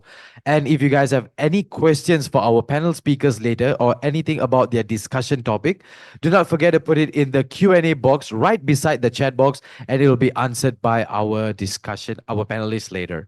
So now, ladies and gentlemen, we have reached to our final panel discussion for today with their title, Key Policy Considerations in the New World Order. Our esteemed panelists for this session are, firstly, Yang Mulia Tunku Ali Zakri, Chairman Bejana Capital. With over 25 years of management experience, including as CEO of EPF, Yang Mulia has led groundbreaking initiatives in sustainability and social protection. Next, we have Yang Mulia Datuk Tuan Asmawi bin Tuan Umar, Member of the Board of Trustees, Yayasan Prihatin Nasional. Third, we have Ms. Gladys Chua, who brings with her 18 years of analytical experience in financial and ESG analysts. Her team is also responsible for the provision of industry and entity ESG ratings for corporates. And to wrap up or sum up our panel 4, we have Ms. Khadija Iskandar, business consultant and CEO, Restu Effective Sdn Berhad. Recognized among the top 300 influential women, Ms. Khadija is specialized in banking strategies, SME relationships, talent development, and risk management. Now, this discussion will be moderated by Puan Azrina Arshad, Independent Non-Executive Director, Top Glove Corporation Berhad. Puan Azrina is a seasoned professional with diverse leadership and entrepreneurial experience who has also held various directorial positions across multiple companies. Now, ladies and gentlemen, if you guys were aware, throughout the course of the day, we have witnessed 2 scenario videos about consumerism, the mega trends, and now we will share with you the final scenario video prepared by our Top Glove team. But this time around, this scenario video will be related to our panel discussion. So before I hand it over to our moderators and our panelists to navigate us through the complexities of this evolving global paradigm, let us take a look at this scenario. Production crew, cue video.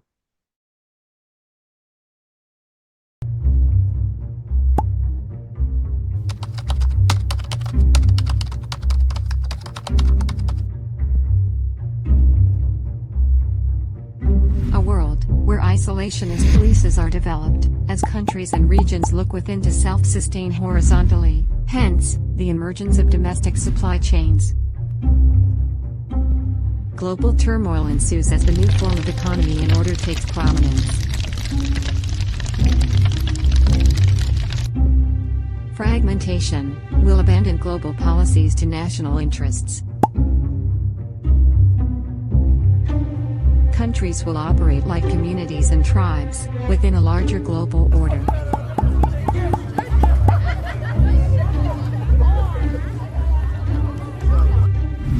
Nationalism and pride drives politics. With rising nationalism, businesses will come under pressure to look at localized supply chain. This will be in a world order where business and human rights will be pervasive, and sanctions used to punish countries or businesses that does not comply. Global businesses and markets will struggle between changing regulations of nationalism and uncertain politics. Democracies will become more fragile, with rising activism, and governments will change regularly, causing disruption to public policies. New tribes emerge, with different ideologies, as collective action becomes increasingly difficult. Some of these tribes experiment with radical approaches to global challenges like climate change. Against a deregulated world and new ideologies, oversights are done by activists and NGOs. Businesses will face more shareholder activism. Trade blocs between USA, Asia, China, and a more fragmented Western bloc may rise, which a black swan emerging order from Africa. Rising youth from Southeast Asia, Africa, and the Middle East will dominate. Consumer attitude and customization will be key. The aging population in USA, Europe, China, and Japan will make these economies, faced with rising cost of healthcare and productivity, is challenged by emerging markets. Are you prepared for this world?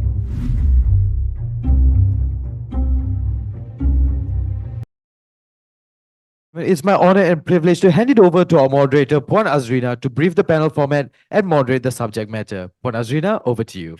Thank you. Thank you, Arin. Assalamualaikum warahmatullahi wabarakatuh, and a very good afternoon to everyone. So here we are, the last panel for the day, and we'll be discussing key policy considerations in the New World Order as mentioned by our dear MC. Thank you again, Arin. Now, just the sound of the New World Order may conjure images of Luke Skywalker versus Darth Vader, Harry Potter versus Voldemort. And if you're not familiar with any of those characters, let me just break it down to people power versus political sincerity, and new thinking versus traditional comfort. To put it simply, this topic, though admittedly a rather tough one, is nevertheless very interesting and engaging, whichever side you're on. Now, on a more serious note, through the course of the day, again, as mentioned by Arin earlier, which I will repeat, through the Top Glove videos shared earlier, you would have observed the work done at Top Glove board level. We developed 3 possible world scenarios. Of these, we had played 2 scenarios videos earlier, much earlier in the day, and you have just watched one played just ahead of the session. Some aspects of these policy considerations cut across other scenarios that we have played earlier. I'm pleased to inform that this panel shall focus on this scenario to discuss policy considerations in such a world. On that note, I must say I'm honored to be here, albeit virtually, to be among such luminaries who will be sharing their valuable thoughts with us today. And without further ado, I have the pleasure to invite one who needs no introduction, Yang Mulia Tunku Ali Zakri, Raja Muhammad Alias, to kickstart our session. Silakan, Tunku. Hi, good afternoon, Azrina, and everyone on the session today. So on this very hot afternoon, I have been given the task to kick this off and to talk about policy and policy development from a Malaysian context, taking into account the global phenomena that is happening. I do not claim that I'm an expert on this, but I can share with you some of my experiences during my time as EPF, coming up with national level policies as well as input points, and also now serving as some to advise on some policy developments on some key areas. So from a policy development perspective, Malaysia has it even more difficult. Because we are demarcated very strongly by racial as well as religious lines, and any government in Malaysia will have to come up with policies in any area, being very sensitive to these areas. And to add complexity to this issue, we now also have the rising youth factor or the aging factor coming into play. We can see now, especially now I'm in the venture capital world, and in the venture capital world, you're starting to see a lot of people on the ground who are young. And these young people are becoming very disillusioned. They're getting very irritated. And to make it even worse, they're becoming very angry. And to a certain extent, they have sort of like decided to do things on their own and gone along the venture capital lines. And so without going too much into that, I just wanted to add that little flavor in terms of the complexity of coming up with policy from a Malaysian perspective. So before I go into the specific areas of the policy development, maybe let's use a very simple framework on what do you actually need in order to come up with good policy designs, right, at a national level. So there are 3 areas, and the first one, if I may go into it, is in any government, when you come up with a policy, you better make sure that it is very, very clear. So clarity is key. And one of the key aspects of the clarity is, the first thing is you need to be very clear in terms of the problem statement. Exactly why are you coming up with this type of policy and what type of problems are you actually addressing? So that's the first part. And then the second part to it in terms of the clarity aspect is you need to also be very clear with the outcome that is intended for the development of that type of policy. So if I can actually give an example, right, from the climate and climate change scenario that we are undertaking here. And I hope I don't steal the thunder away from one of my other co-panelists, Gladys. So before I go deep into that, why don't I just share with you some good news in the sense of where Malaysia has actually come up correct from a climate change agenda. So under the NDCs, or if you don't know what it stands for, the nationally determined conditionalities that was submitted by Malaysia to the United Nations in 2021, the climate data on Malaysia is actually quite positive, in a way. So, for example, we as a whole nation, we only contribute around 0.77% towards the total GHG emissions, or even if you want it, carbon emissions, of the world. So we don't really have that much a contributor to the ills, direct contributor from a carbon emissions. In terms of ranking from a climate vulnerability index, we are actually rated number 49 out of number 185. And if you actually dive a bit deeper into this climate vulnerability index, in terms of, so in this index, they also look at what they call ND gains, ND gains for a country index, which actually summarizes the country's vulnerability to climate change and also other global challenges, as well as it looks at the readiness for that particular country to address those change. And Malaysia, we are actually rated at number 49. Singapore is rated at number 5 for under the ND gains index, and Malaysia is also rated at number 1 in terms of the readiness index. So this is where Singapore actually has its focus and has aligned in terms of its economy, its money, its GDP, its people, its policies and developments directly towards the challenges of climate change. Malaysia, specifically from the readiness index, is number 54. So we're not doing too badly when you take into account that it's rated out of 185 countries. So human development index, we are rated number 62 of 189. And the good news from the latest NDCs is that we actually improve in our ambitions. In terms, we in the previous iteration, we had actually put conditionalities towards our carbon reduction, whereby we had promised 45% reduction by 2030 compared to 2005 levels, provided that 10% of it is conditional. So the latest iteration is that we have actually gotten rid of that, and we are now sort of like focused towards 45% reduction as a whole. So that's the good news moving forward. And coming out of that, I think we all know that Malaysia has tons of very wonderful and well-written policies, right? But the big problem is we had set out a very clear objective or ambitions, right, with our NDCs, but the follow-through is a bit lacking. So when we came up with this, 45% reduction, so on and so forth, what does that actually really mean in the real world? So I tried to actually sort of like look in terms of the policies which is then required in order to make it happen. And the closest that I could actually have a look at is under the Climate Change Ministry website, which actually shows 8 different policies grouped under climate change, right? And the sad thing is 2 of the policies are actually dated to 2009, whereby we actually had a Dasar Perubahan Iklim Negara, in 2009, and a National Green Technology Policy in 2009. So we've come up with great policies, and actually even we were ahead of the time.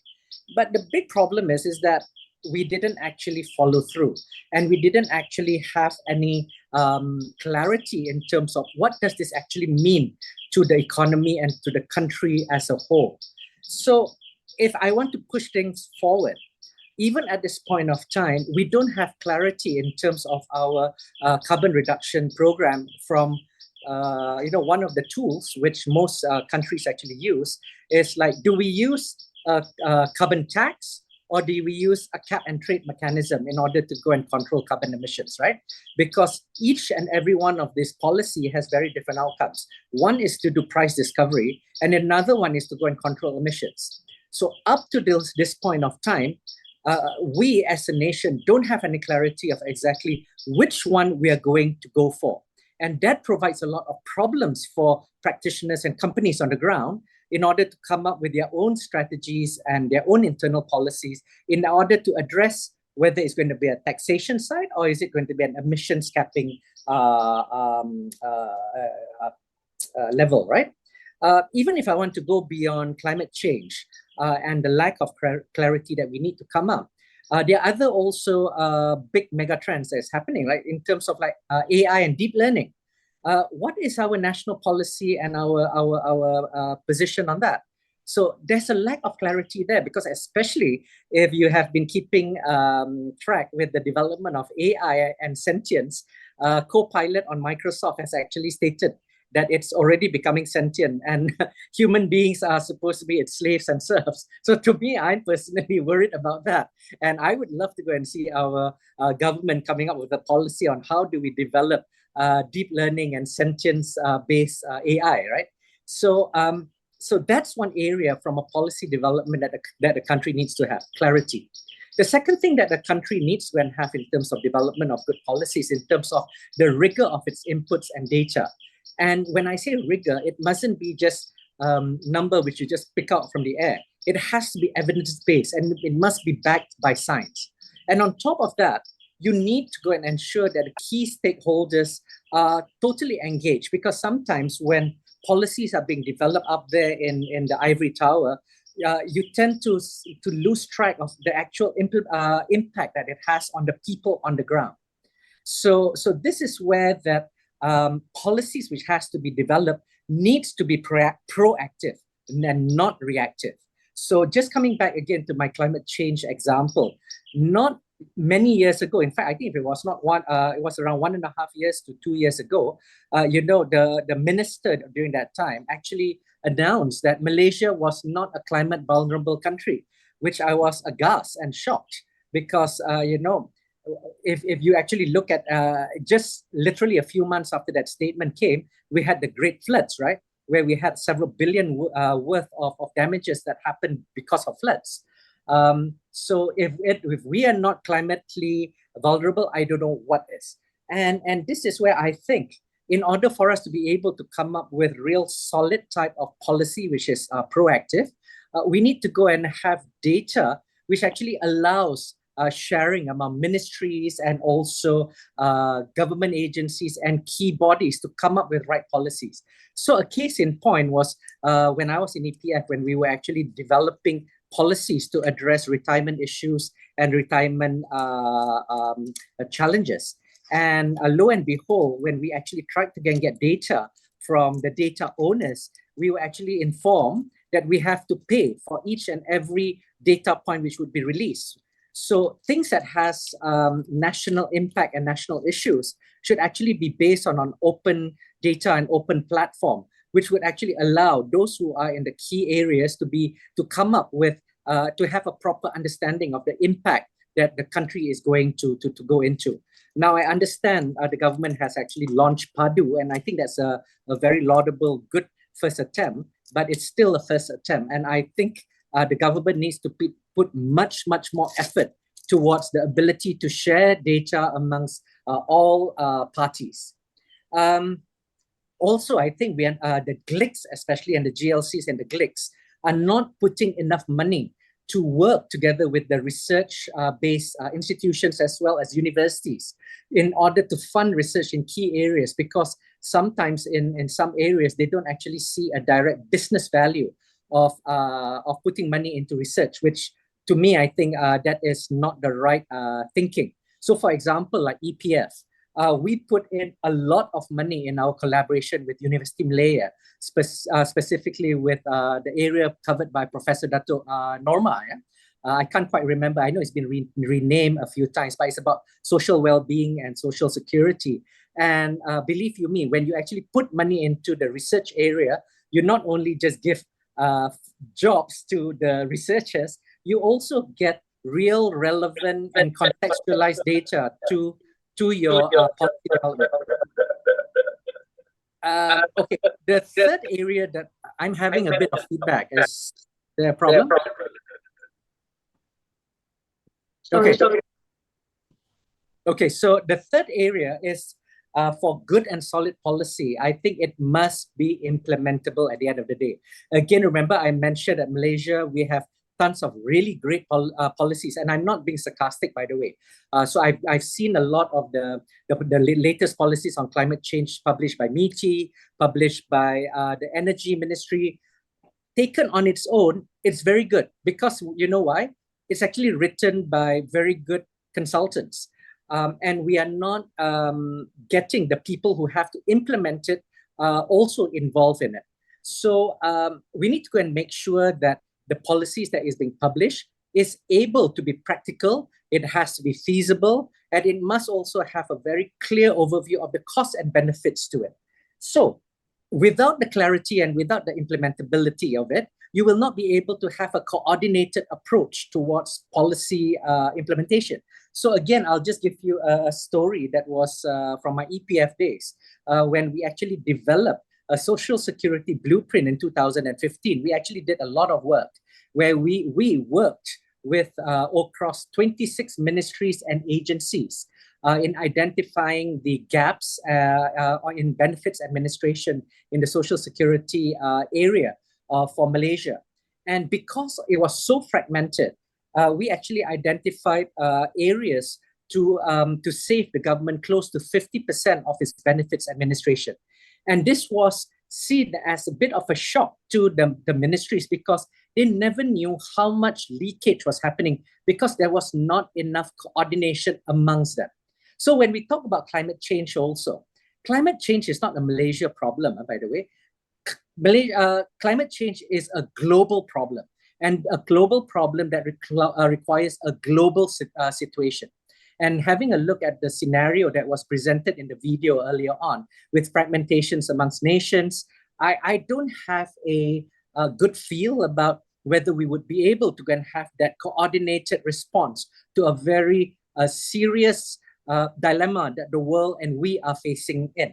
Climate change, by the way, ladies and gentlemen, is not because we want to save the planet. The planet will far outlive any one of us. We are doing this because we have to save ourselves, and we only have around 7 to 8 years left before things go out of hand. And that is talking at a global level. If we can't really impact in terms at a global level, then maybe we should actually look towards the national level. And another area, 2 quick areas before I end my talk, is in terms of unintended consequences. Now, the road to hell is always paved with good intentions. And I will give you an example of the rice price ceilings, for example. So the intended outcome of having price ceilings in terms of price to market or for rice is very good because it wants to make sure that a very core commodity that every Malaysians needs to be affordable. However, when you actually impose a price ceiling, that also deters innovation and moral hazards. So I was just in one of the states that actually produces rice for Malaysia, and we were talking about sustainability practices, which needs to be implemented by the rice farmers in order to come up with sustainable rice, right?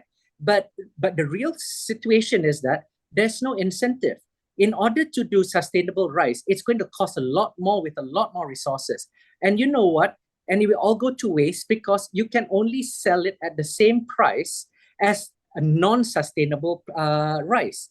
So the farmers on the ground, they're going to go and say, why should we waste our time and why should we waste our money for much smaller margins in order to go and meet the so-called save the planet when we can't even save ourselves? So that unintended consequences have to be taken into account.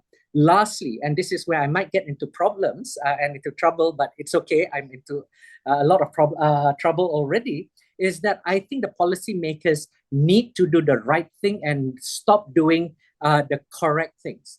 So do not put policies in just to tick off the popularity agenda. you need to go and have ministers and ministries and people up there who are morally courageous. Okay, for example, things that was implemented for free tolls during festivities. Yes, when it was first done, it was during the COVID. We wanted to make sure that people were able to go back. But don't forget, somebody has to go and pay for all of that free tolls. So for example, it goes to your Plus, right? And if Plus has to bear the cost, it actually boils down back to the dividends, which is being paid back to its core shareholders, which is EPF. And guess what? EPF will not then be able to go and declare the high dividends as has been evidenced by on last Sunday, right? So yes, you want to go and help the society at large, but you are actually utilizing the savings of individuals who needs it for their retirement future. Another area that we have to talk about also is, when are we going to start imposing green taxes? It's going to be politically unpopular and it's going to be a nightmare to implement. But if the government is very serious in terms of its green agenda, will they do this? And I'm going to end on a very interesting note, which I have no answer for in terms of unpopular policies, is when are we going to have a conversation on GST? So on that note, Azrina, I will now pass it back to you. Thank you very much. Thank you. Thank you very much, Tunku. Actually, I have to say, I'm amazed that you've made policy making sound like good fun, and with more deepening. And I can't help but admire your energy and wealth of experience with regards to this. You mentioned the young, and I cannot agree more, how they are getting increasingly impatient and irritated at the inaction from the powers that be, a couple of them at home. Despite the difficulties also, it is good and heartening to know, I'm glad you brought it up, that Malaysia appears to be on the right track as far as battling climate change is concerned. But yes, those policies, while are almost always very well crafted, they are then not given the attention due to ensure the holistic implementation of such policies. Hopefully, we will get to discuss more of this a little later during the Q&A. I now have, thank you again, Tunku, thank you. I now have the pleasure to invite Yang Mulia Datuk Tuan Asmawi bin Tuan Omar to enlighten us on matters alluding to nation building in the New World Order. Silakan, Datuk.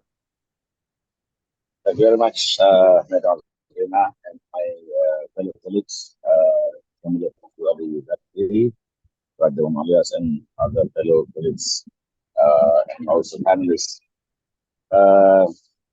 I'm now actually on my way back to KL, and now for the sake of shouldering this task, I'm sitting on the seaside in somewhere around in Penarek Sea, but to share my sights with our fellow listeners. Considering that this is very hard topic to discuss further, I have to elaborate a little bit about the topic, more focus on the policy consideration in the world order. First and foremost, I would like to thank the organizer and also associate partners for joining, for giving me this kind of golden opportunity to speak about the key policy consideration in the new world order. I'm also representing SAPF International and also my colleagues there. As we point ourselves at the threshold of a new era, one characterized by rapid technological advancement, shifting geopolitical landscape, and unprecedented global challenges, is imperative that we evaluate our policies, strategies, and priorities. This pivotal moment in history demands a thoughtful examination of the key policy consideration necessary for navigating the complexities of this emerging new world order. At the heart of this new world order lies the principle of collaboration, an increasingly interconnected and interdependent world. No nation can afford to operate in isolation. Whether we are confronting the essential threat of climate change, addressing the persistent scourge of global poverty, or combating the spread of infectious disease, challenges we face are inherently transnational in nature. Therefore, fostering partnership and embracing multilateral cooperation must be the cornerstone of our policy framework. Moreover, inclusivity must guide our approach to governance. Voices of marginalized communities, human, youth, and indigenous people must be amplified and integrated into decision-making processes. True progress can only be achieved when the benefits of development are equitably distributed, leaving no one behind. Inclusivity not only promotes social justice, but also enhances the legitimacy and effectiveness of our institutions. Furthermore, as we navigate the digital age, we must prioritize cybersecurity and safeguarding data privacy. Our reliance on digital technologies has brought unprecedented opportunities for innovation and connectivity, but it has also exposed us to new vulnerabilities, ensuring the integrity and security of our digital infrastructure is paramount to preserving national security, protecting individual liberties in the face of evolving cyber threats. And additionally, sustainable development must remain at the forefront of our agenda. Balancing economic growth with environmental stewardship is not just a moral imperative, but an existential necessity. We must pursue policies that promote green innovation, renewable energy, and sustainable consumption patterns to ensure the long-term well-being of our planet and future generations. Finally, in a world increasingly characterized by geopolitical tension and ideological divides, diplomacy must prevail over conflicts. Dialogue, negotiation, and compromise are the hallmarks of effective diplomacy, offering peaceful resolution to even the most intractable disputes. By prioritizing diplomacy and seeking common ground, we can build a more stable and secure world for all. And in conclusion, this is a very short one because I want to leave the way for the other panels and also for Q&A discussion. In conclusion, the key policy consideration in this new world order is collaboration. This is my key point. By prioritizing partnership, inclusivity, cybersecurity, sustainable development, and diplomacy, we can navigate the complexities of the modern era and build a more prosperous, equitable, and peaceful world for all. Thank you very much, Madam Rena. Back to you. Thank you. Thank you very much, Dr. Nasmawi, for your insights. Unfortunately, the audio was not very clear, but we managed to pick up most of what you said. Hopefully, we can hear more from you during the Q&A. So without further ado, I think we are running a little out of time. Please welcome Ms. Gladys Chua as she delves further into some elements of the New World Order. Please welcome Gladys. Thank you, Azrina. Thank you. I think first of all, thank you to Top Glove for inviting me to be part of this esteemed panel at your inaugural webinar. I think I'll try to keep my discussion short or opening short. Basically, RAM Sustainability is an independent opinion provider, which is basically, I mean, we provide opinion and ESG ratings on corporates. Basically, we are looking at all these policies and their impact on, corporates and the economy. I think we are on the analytical end of this discussion. But maybe I'll just share a bit on how, nationalism or nationalistic policies will impact ESG on businesses. So I think first of all, nationalism in economic policy typically emphasizes domestic control over the economy and protection of local industries, as well as prioritization of national interests. I think the recent examples that we see in ASEAN include Indonesia's export ban on palm oil in 2022, basically to meet local demand and to lower the price of domestic cooking oil. Basically, that's to fulfill their local and national interests. In Malaysia, we do have policies similar to this as well for the rare earth industry.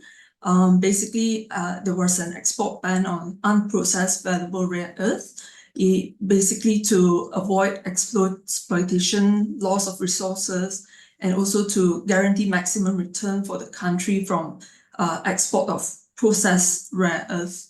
So basically, this is to create value for the country and also the economy. Nationalist economic policy, we view that it has both positive and negative ESG impact on business practices. I think firstly, in terms of positive impact, we view that it uplifts local communities and basically provides investment in local economy as well. Nationalist policies often aim to boost local skills, employment, and basically this aligns with the social aspect of ESG. Secondly, in terms of the positive impact, nationalist policies can reduce reliance on international supply chains and also potentially, lowering carbon footprints associated with transportation and fostering local sustainability initiatives. Thirdly, in terms of positive impact from nationalist policy, basically, this would enhance, local stewardship, by driving perhaps stricter environmental regulations from imports, for example. Yeah, I think this scenario may only happen when a country has a very good environmental governance and stewardship. I think we do also see some possible negative ESG impacts from nationalistic policy. I think in cases where countries are not strong, or I think in terms of national interest, some might prioritize, or undermine uniform ESG standards application across the borders. For example, they may allow a reduction in terms of environmental standards for certain local sectors. For example, I think this is a worst case scenario, or in countries where they are protecting certain local industries. So basically, these can hinder global efforts to combat environmental objectives such as climate change or biodiversity protection. Yeah, and also I think in terms of the negative side of nationalistic policy, it can lead to economic isolation, which will lead to inefficiencies and hinder technological and knowledge exchange that are crucial for sustainable development and innovation in ESG practices. I think overall, I would just end here. I think it's a balancing act in terms of having a nationalistic policy. And also, I think with a strong emphasis on sustainability, only then, a nationalistic policy would, contribute positively overall to, global sustainability goals. I think I will end there. Thank you. Thank you very much, Gladys. If I could just go back to Dr. Tuan Asmawi's presentation earlier, ending it with where he ends it with a need for collaboration. And I couldn't agree more. Collaborations, whether at a small or a large scale, more often than not will yield more favorable results rather than working in silos, if I may just state the obvious. Thank you again, Gladys. I'll review your presentation in a minute. But meanwhile, we're on now to our last panelist, not just for this session, but for the entire webinar today. May I invite Puan Khadijah Iskandar to deliver her presentation. Silakan, Puan.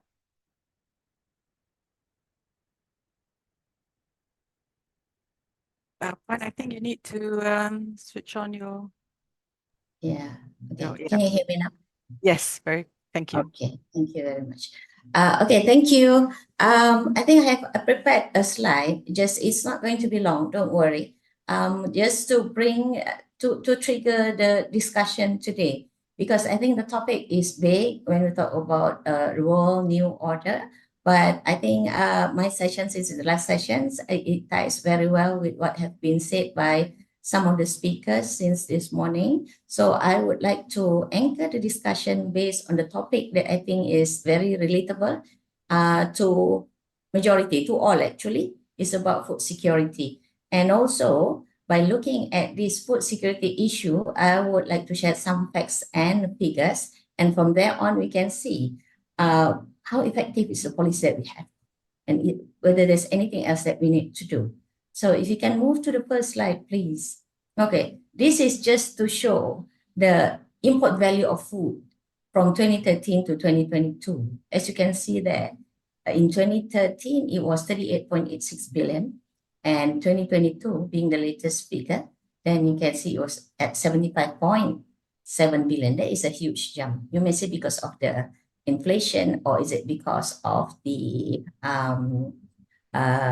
rising population? But as a matter of fact, that is a huge amount.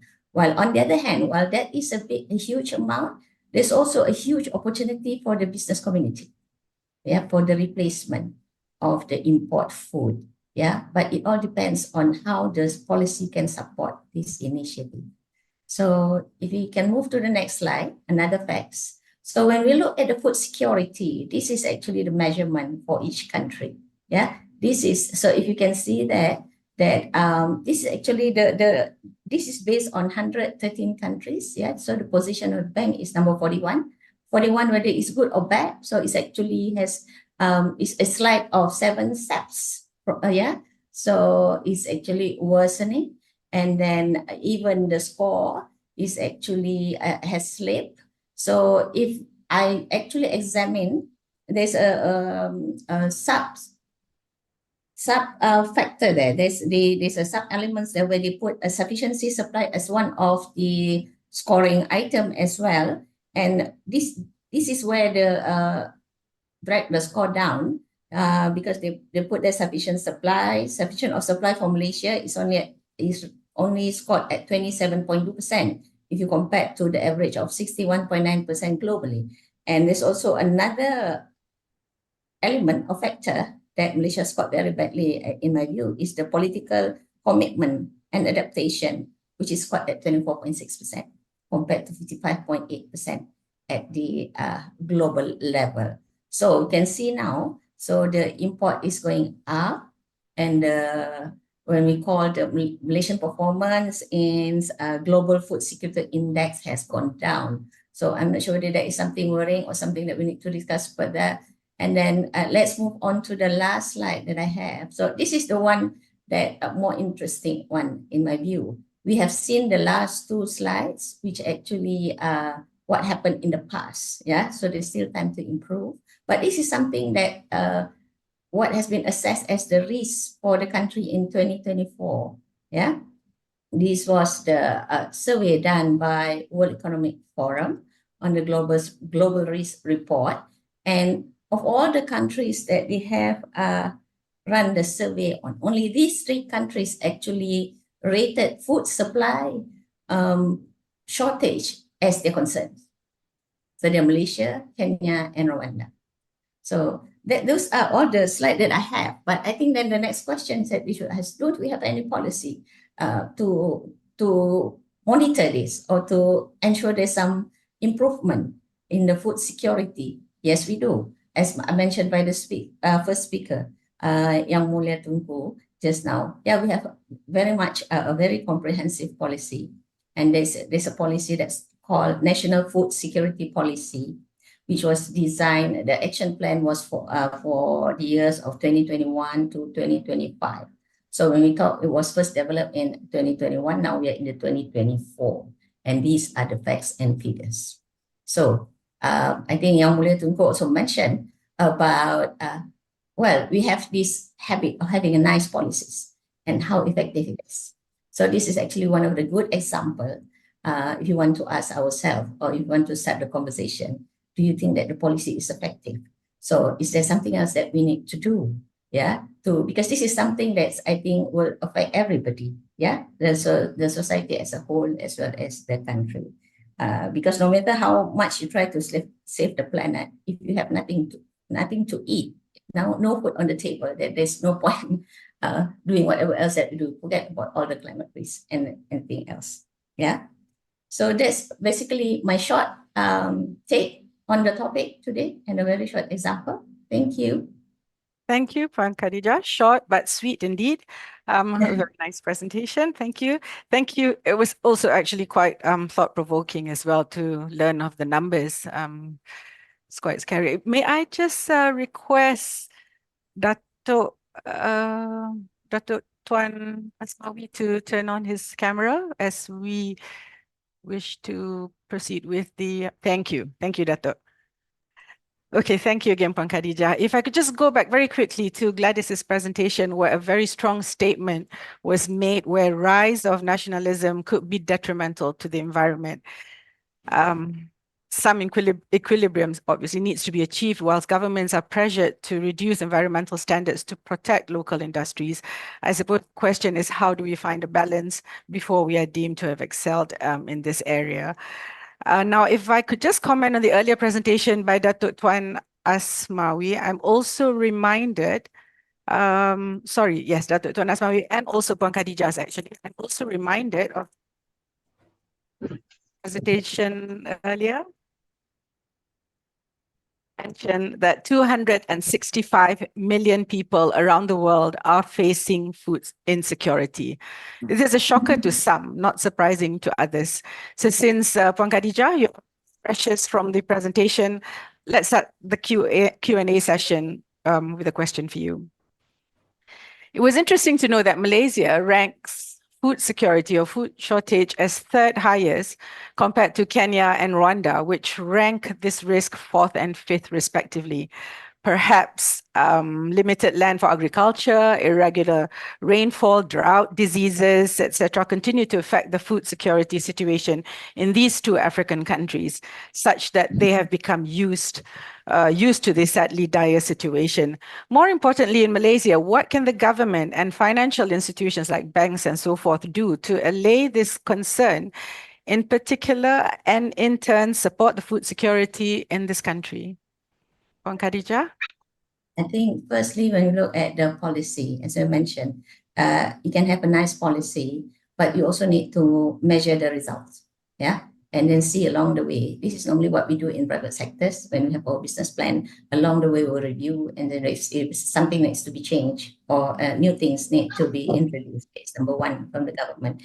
And as I also mentioned, by looking at the amount of the import of food, there's a lot of opportunity actually for the businesses, yeah. But then, if you look at the funding opportunities, most of the banks, my background is actually in banking. I've been in the DFIs as well as commercial banks for the past, I think almost 30 years. So we can see the difference in risk appetite, especially for the larger banks. Of course, the DFIs, they have the developmental roles to play, but they have a very limited capital or even resources, or sometimes I would say competency.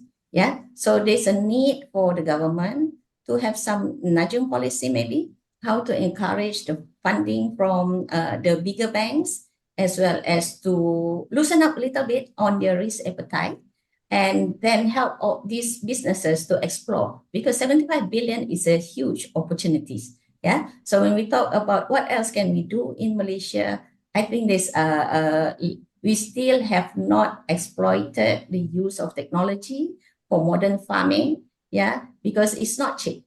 It's not cheap and it's not difficult. It's not easy actually to find funding. because that's the risk is very high when it comes to agriculture activities or agriculture business. Yeah, but I also think that this is the right time for the banks, the larger banks, to come in because of the sustainability agenda. Maybe in the past, this sustainability agenda is not so prominent. People are just after the profits. But now it seems to be more and more prominent. And I think the self-realization for bigger banks, or for that matter, for any organizations, they can set aside some capital, or they can even they form a group to help the businesses that are keen to support this national agenda. I remember during my earlier days in banking, banks actually has a very tight risk appetite to fund SMEs. And during that time, Bank Negara actually has set quota for to finance the SMEs. Even set up CGC because the SMEs do not have enough collateral. So all banks actually get together and set up CGC to facilitate funding for SMEs. Well, we can still improve. There's still lots of room for improvement, but we can see progress. Perhaps we can do something to that effect in order to improve the food security of the country. That's my take. Zrina, can I comment on this? Yes, I knew I was about to say you're fidgeting to say something. Please go ahead.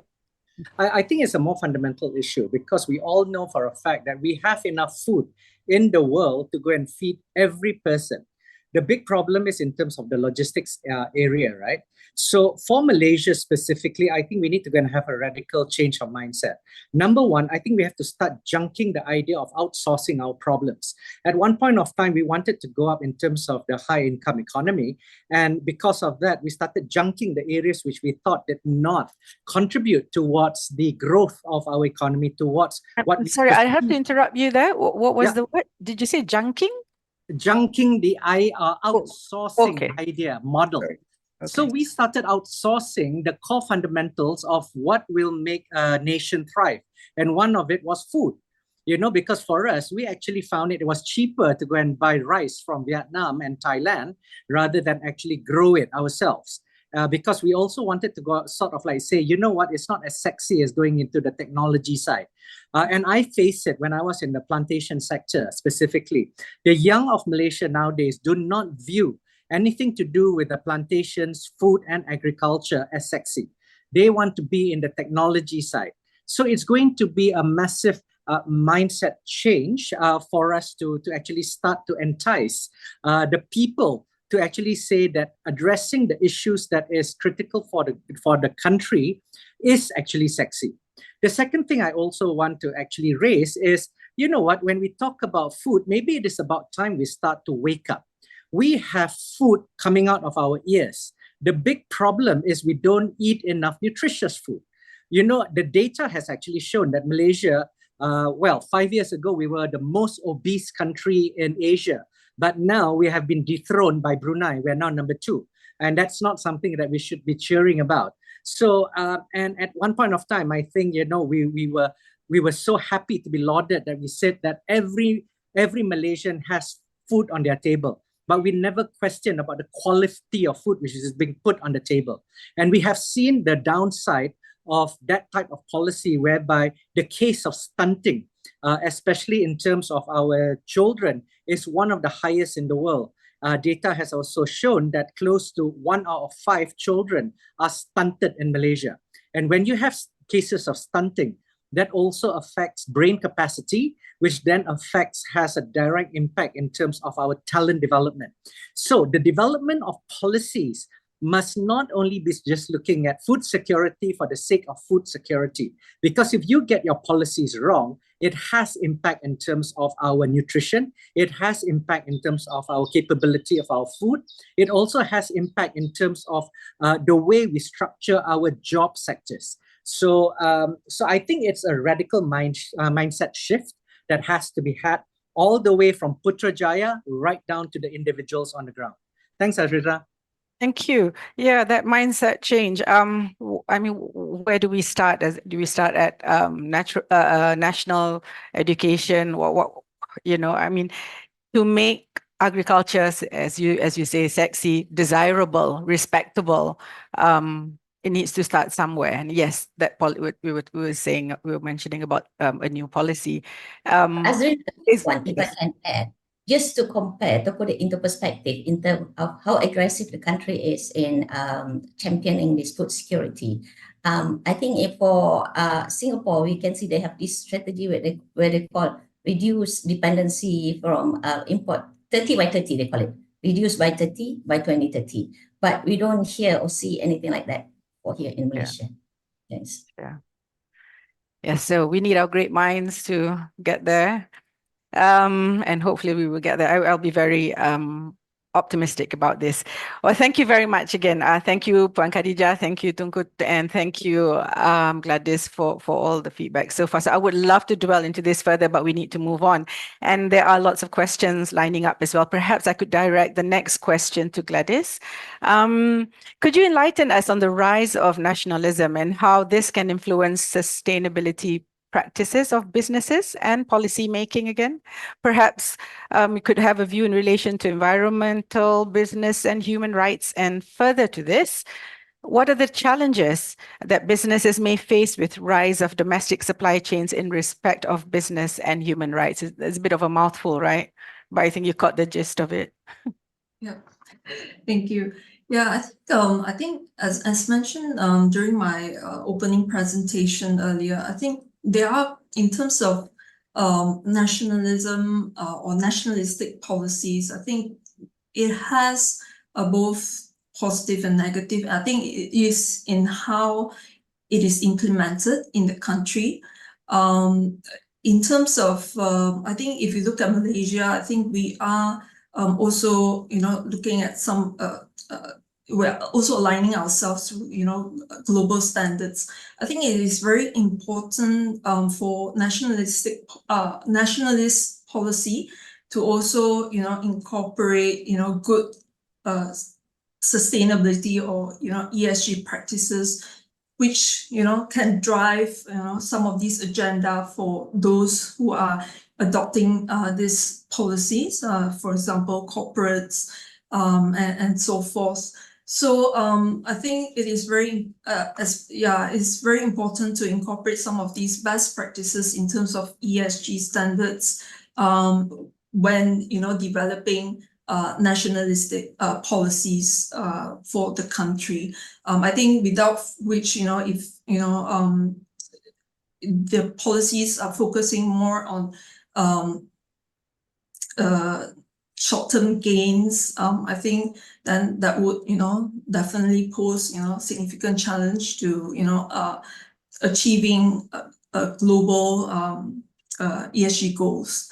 Yeah, I think with respect to, domestic supply chain, I think the challenge with regards to business and human rights, I think it would really depend on the inherent labor laws or labor practices within that specific country. I think basically if that country has, very low standards in terms of labor laws, I think that would also mean that, the domestic supply chain would have a lot of problems, especially with regards to fair wages or safe working conditions, or maybe in terms of, freedom of association. Then that would, put the onus on businesses to drive, good social or labor practices in their supply chain. Yeah, I think businesses will have to be very vigilant, especially, if they are trading internationally as well. They will need to, do robust due diligence or, have monitoring mechanisms to ensure that, their domestic supply chain is basically sound in terms of, labor practices and human rights practices. Yeah, I think, so I think it really depends on the country's inherent laws that are being adopted. Yeah, so I think I would say that large organizations also do play a part in driving basically business and human right practices in their supply chain. Thank you. We actually did have a question here that was directed to Datuk Tuan Asmawi, but he seems to have dropped from this webinar. Oh, he's okay, Datuk. Can you hear me? Last question before signing off, because I have to resume my journey back to KL. Oh, okay, okay.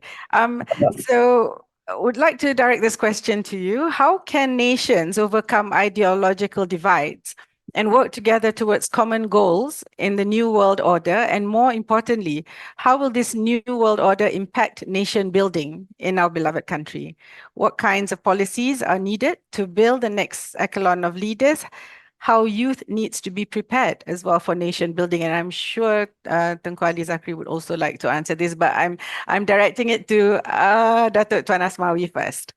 No, I must be the first before signing off, Yes. because I have to resume my journey back to capital today. And so sorry to have to expect one question on me.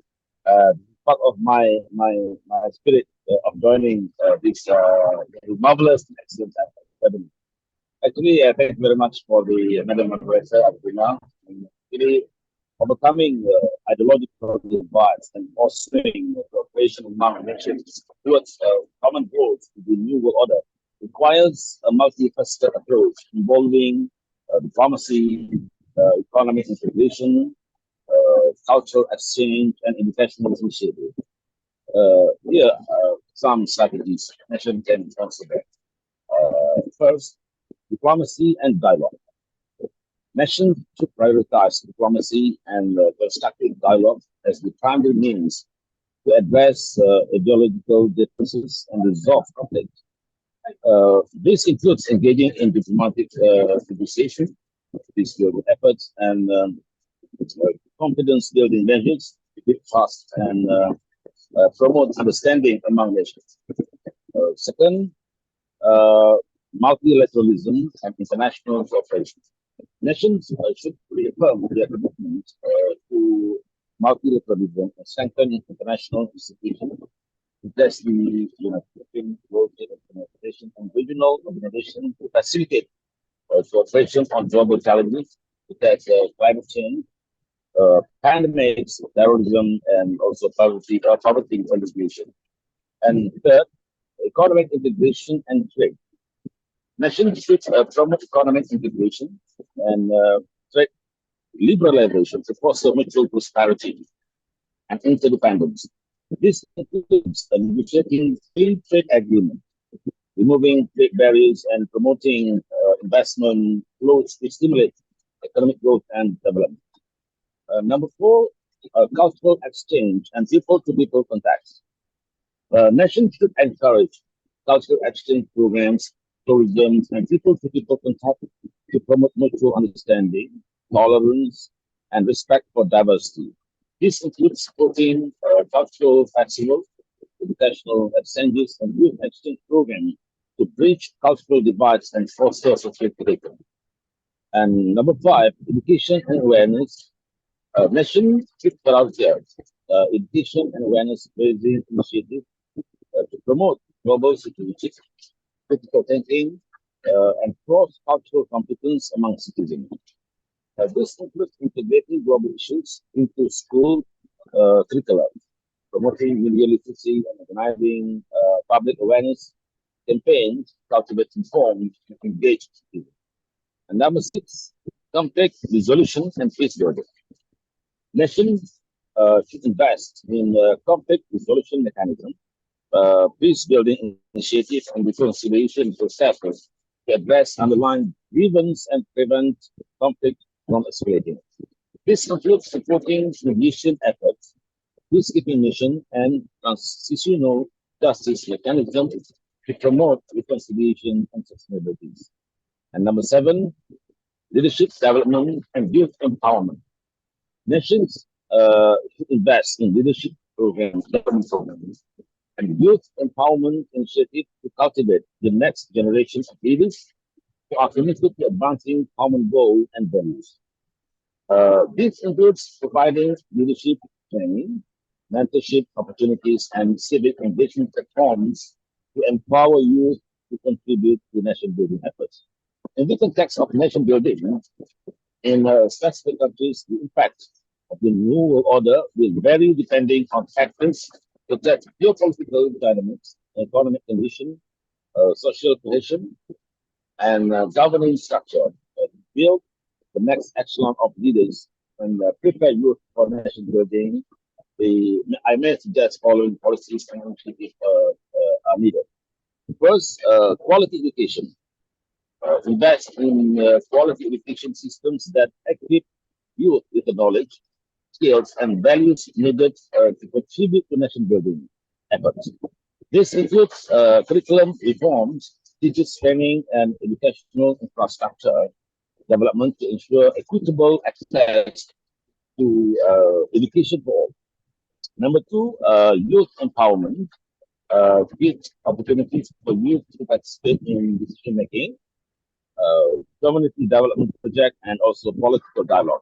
This includes establishing youth council, leadership programs, and entrepreneurship initiatives to empower young people to take an active role in shaping the future of their country.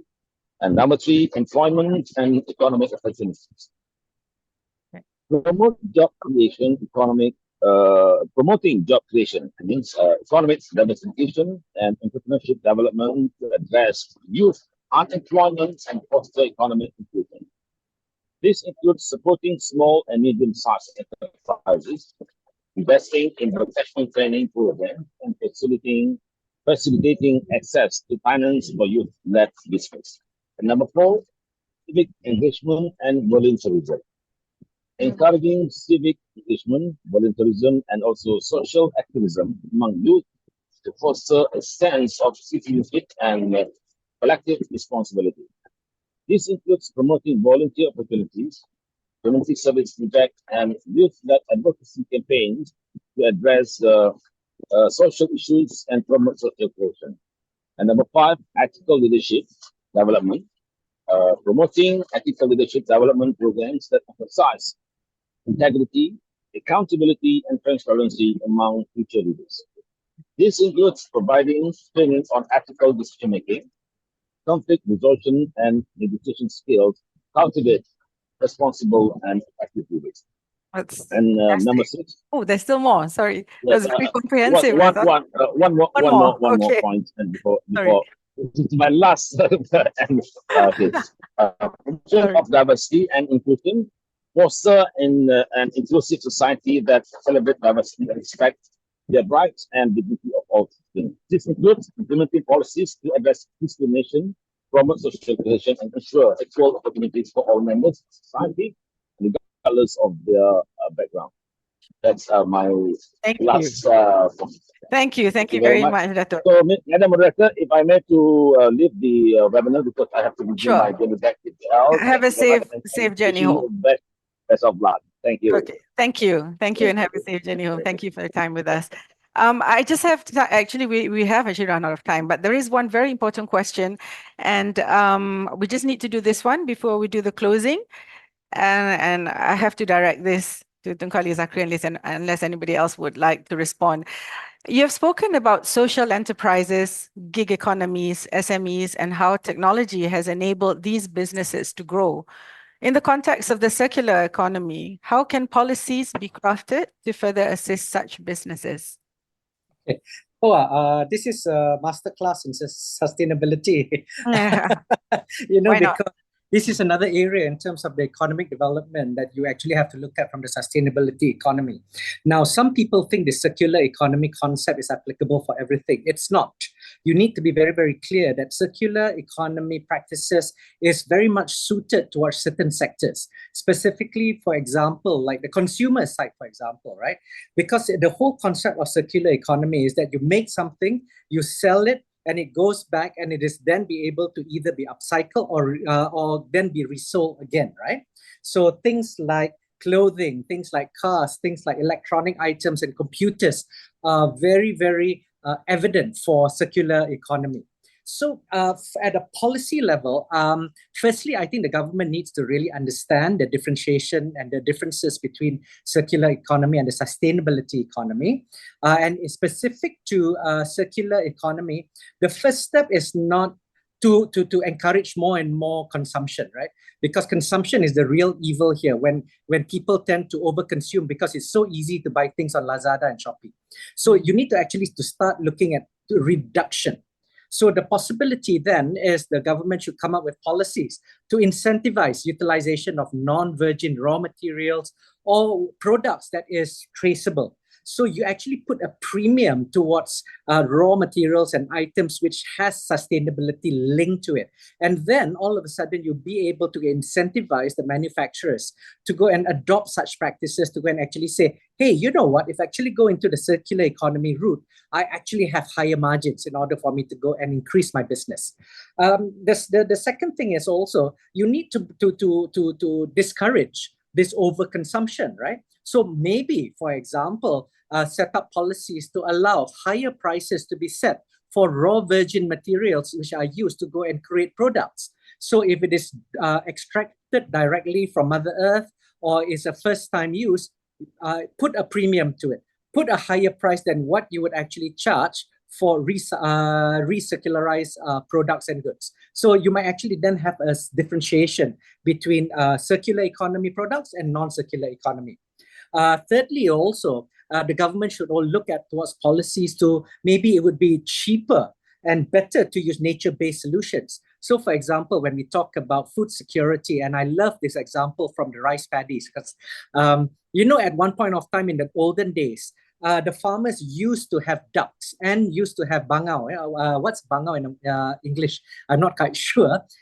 Which would be able to go and eat the golden snails, the gondang emas, which is actually a pest for the rice stalks when it's in the water.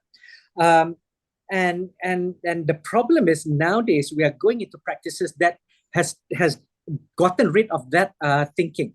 So that nature-based solution has been discarded, and we are now using pesticides, which is actually outlawed by the country, but is readily available via Shopee and bought directly from China to be used to get rid of this gondang emas. And you know what? We are now ingesting it into our body. But can you imagine if we start actually putting into place sustainable practices where you use these ducks again to be used as a natural pest controller? And then when it comes towards harvesting of the rice, you also harvest the ducks, which could then actually be used to supplement and double the income of the rice paddy farmers. So some of our solutions is actually not rocket science. It's already been practiced, but it's just been forgotten. Second thing, policy that the government could use also is to educate the customer. So how you can educate the customer? Maybe what we could actually do is make it compulsory for every product that is manufactured to actually have the carbon cost for every product and what it means for a higher carbon cost. At this point of time, we as consumers, we have no idea the impact to the planet and the impact to ourselves for everything that we buy. And thirdly, Rina, I want to close this very quickly. The government needs to also look at incentivizing and providing the right infrastructure to allow the circular economy to go back to the manufacturer. So as an example, Mattel, which is the toy company in America, what they do is they actually provide a paid envelope in each of the boxes of toys that they sell, whereby once the child gets tired of the toys, they can actually put it back into the envelope, post it back to Mattel, and Mattel will then reuse that old toy to be made into new toys.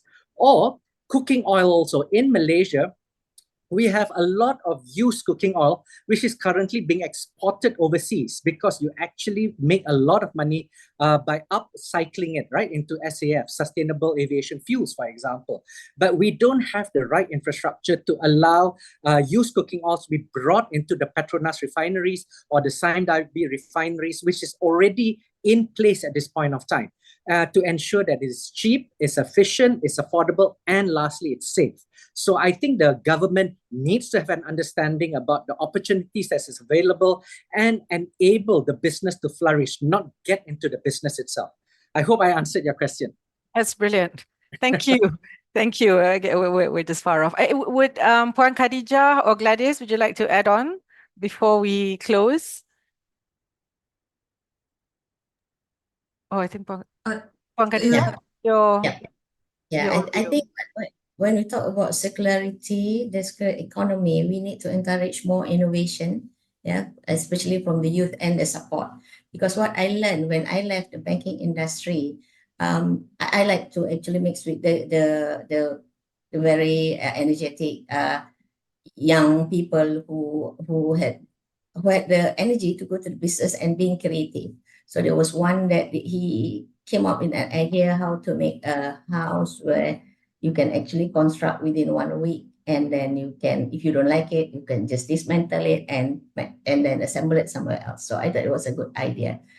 So we should encourage more and more the youth to come up with some innovative ideas, and should also provide platform for them to connect to the experienced professional, I think, to hold their hands and then to help them develop the ideas even further and match them with the right funder. I think that's what should have been done. Somebody mentioned just now about retiring at 60 is still young, you still need it. So this is how we address another talent pool, the 150s and above, not needed by the full employment industry maybe, but we still have lots to contribute. Thank you. Thank you very much, Puan Khadijah. Gladys, is there anything you'd like to add before we close? No, I don't think so, yeah. Wonderful. Okay, so thank you very much. Just in my closing here now, the New World Order is undoubtedly a very tall order for all stakeholders. Responses will range from skepticism, optimism, anxiety, and excitement, depending on who you speak to. But the work has been drawn for all. This panel has showed us the importance of scenario planning, which, if you recall, during the intermission slides here at Top Glove, it has become a norm, thankfully. That's a bit of a promotion here. It helps us think through policies, not just to survive, but to also respond effectively and in a timely manner. Thank you very much again. I must add on, the New World Order must be victorious. It must triumph over the evils of our own doing. And I believe every single one of us can effect change for a better world. On that very positive note, I would like to thank my distinguished panelists, Yang Mulia Tunku Ali Zakri, Yang Mulia Datuk Tuan Asmawi, Ms. Gladys Chua, and Puan Khadijah Iskandar for contributing and gracing our inaugural event. Thank you for your precious insights, your sharing, and for this wonderful panel discussion. It truly has been a meaningful forum for us all at Top Glove, and I hope the feeling is mutual, not just to you, but to our esteemed panelists and to everyone here today. Thank you very much. Thank you. Have a good day. Thank you.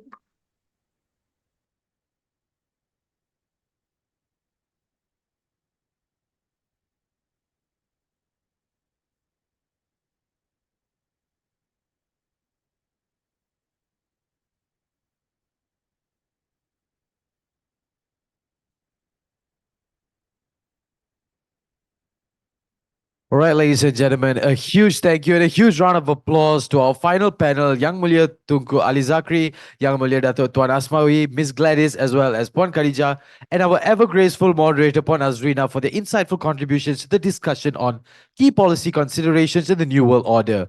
Ladies and gentlemen, I believe all the panelists provided us valuable food for thought as we move forward. And this session has truly been a testament to the power and meaningful dialogue and collaboration in addressing critical issues. With that wrap up made by all the speakers on our fourth panel discussion, we have successfully concluded the interactive portion or the panel discussion of our webinar today. Now, today's discussion, ladies and gentlemen, undoubtedly enriched our understanding on the critical intersections between sustainability, business practices, and their impact on humanity.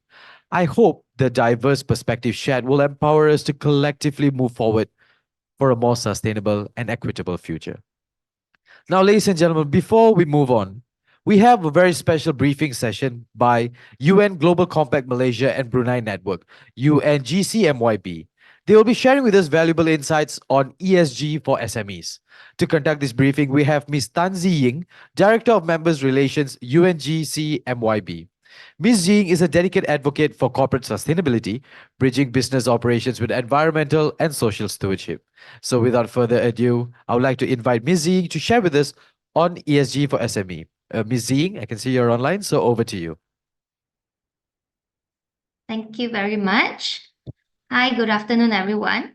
My name is Zing here, and I'm from the UN Global Compact Network, Malaysia and Brunei. So for this session, it won't be long, it will be a pretty short session, but I just wanted to provide some learning resources available from UNGC MYB towards the supply chain engagement and as well as the SMEs. So allow me to start off the session with a very quick introduction about the UN Global Compact. So UN Global Compact, or in short, the United Nations, UNGC, was officially started globally in year 2000, launched in year 2000. So it was an initiative started by the former UN Secretary General, who is the late Kofi Annan. And at the point of time, why they started this is because they wanted to engage private sectors, businesses, to come together to drive the responsible and ethical business agenda, which right now it has also slowly transformed into ESG and corporate sustainability agenda. So as of now, moving forward, fast forward to now, UNGC is now the world's largest corporate sustainability initiative. Globally, we have more than 19,000 businesses who have joined the Global Compact. We have participants from over 160 countries, and we also have representation of 60 over local networks.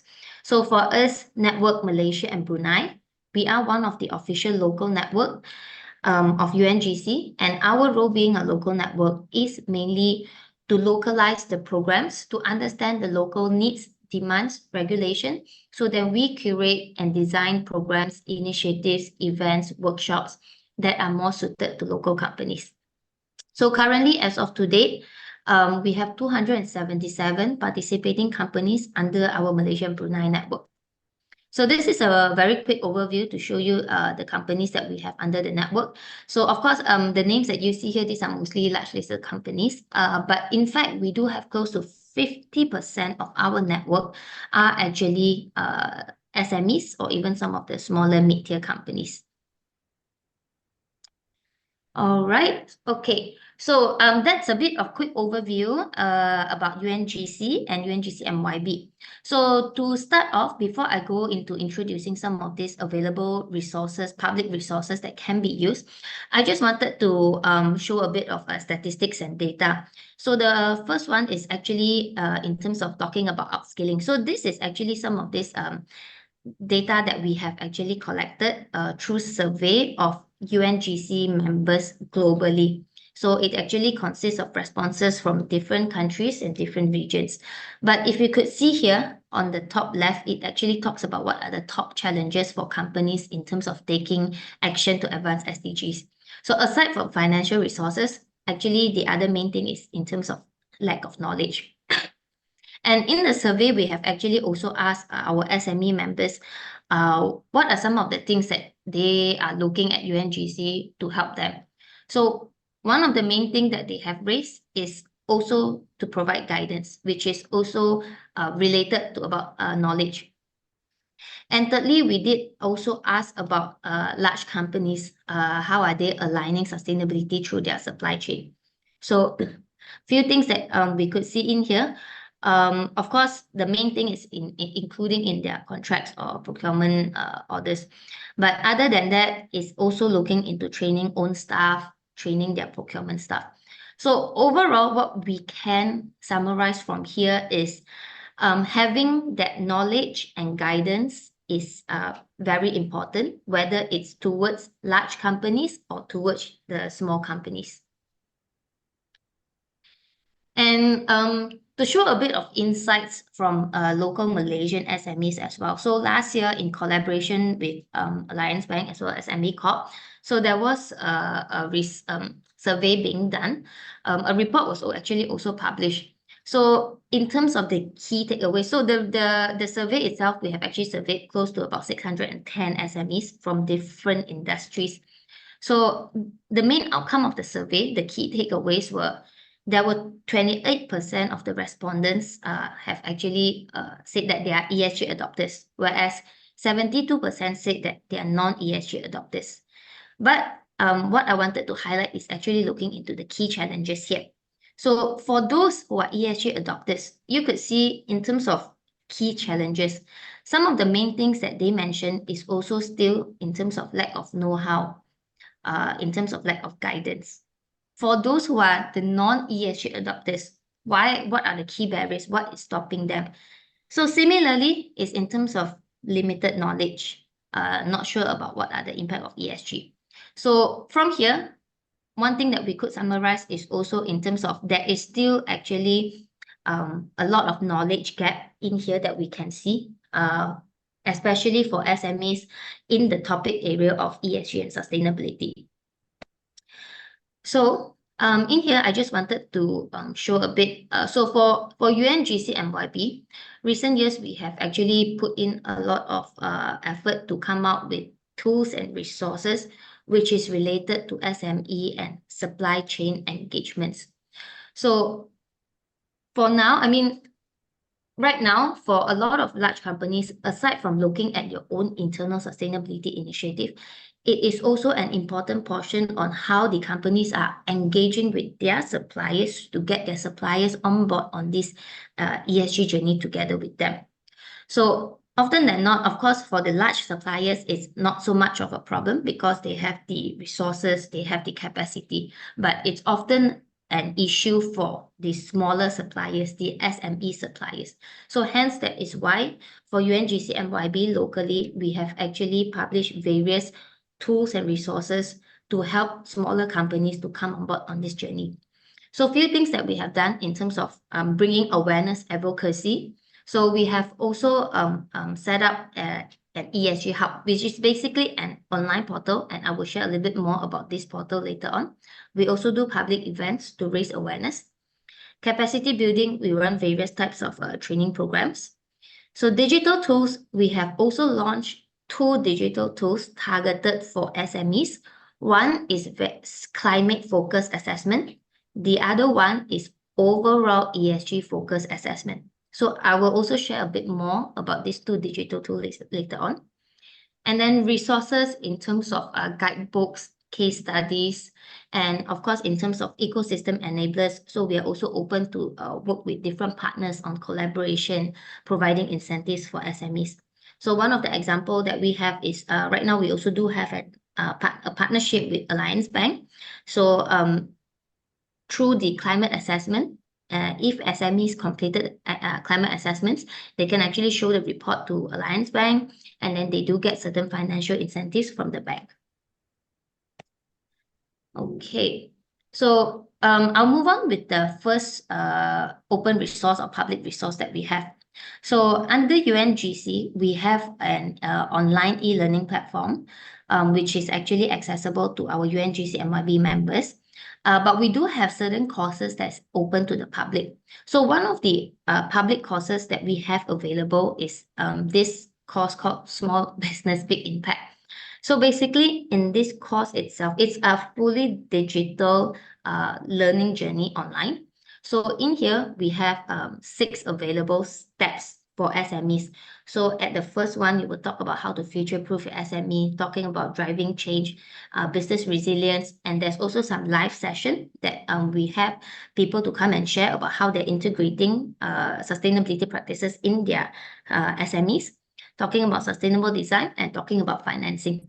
So for this, it is an open public course. Anybody can actually access to it. So if anybody is actually currently looking into free resources to learn more about how SMEs can adopt ESG or sustainability practices, feel free. You can quickly take a picture, or you can just scan the QR code right now, and you will be directed directly to the website.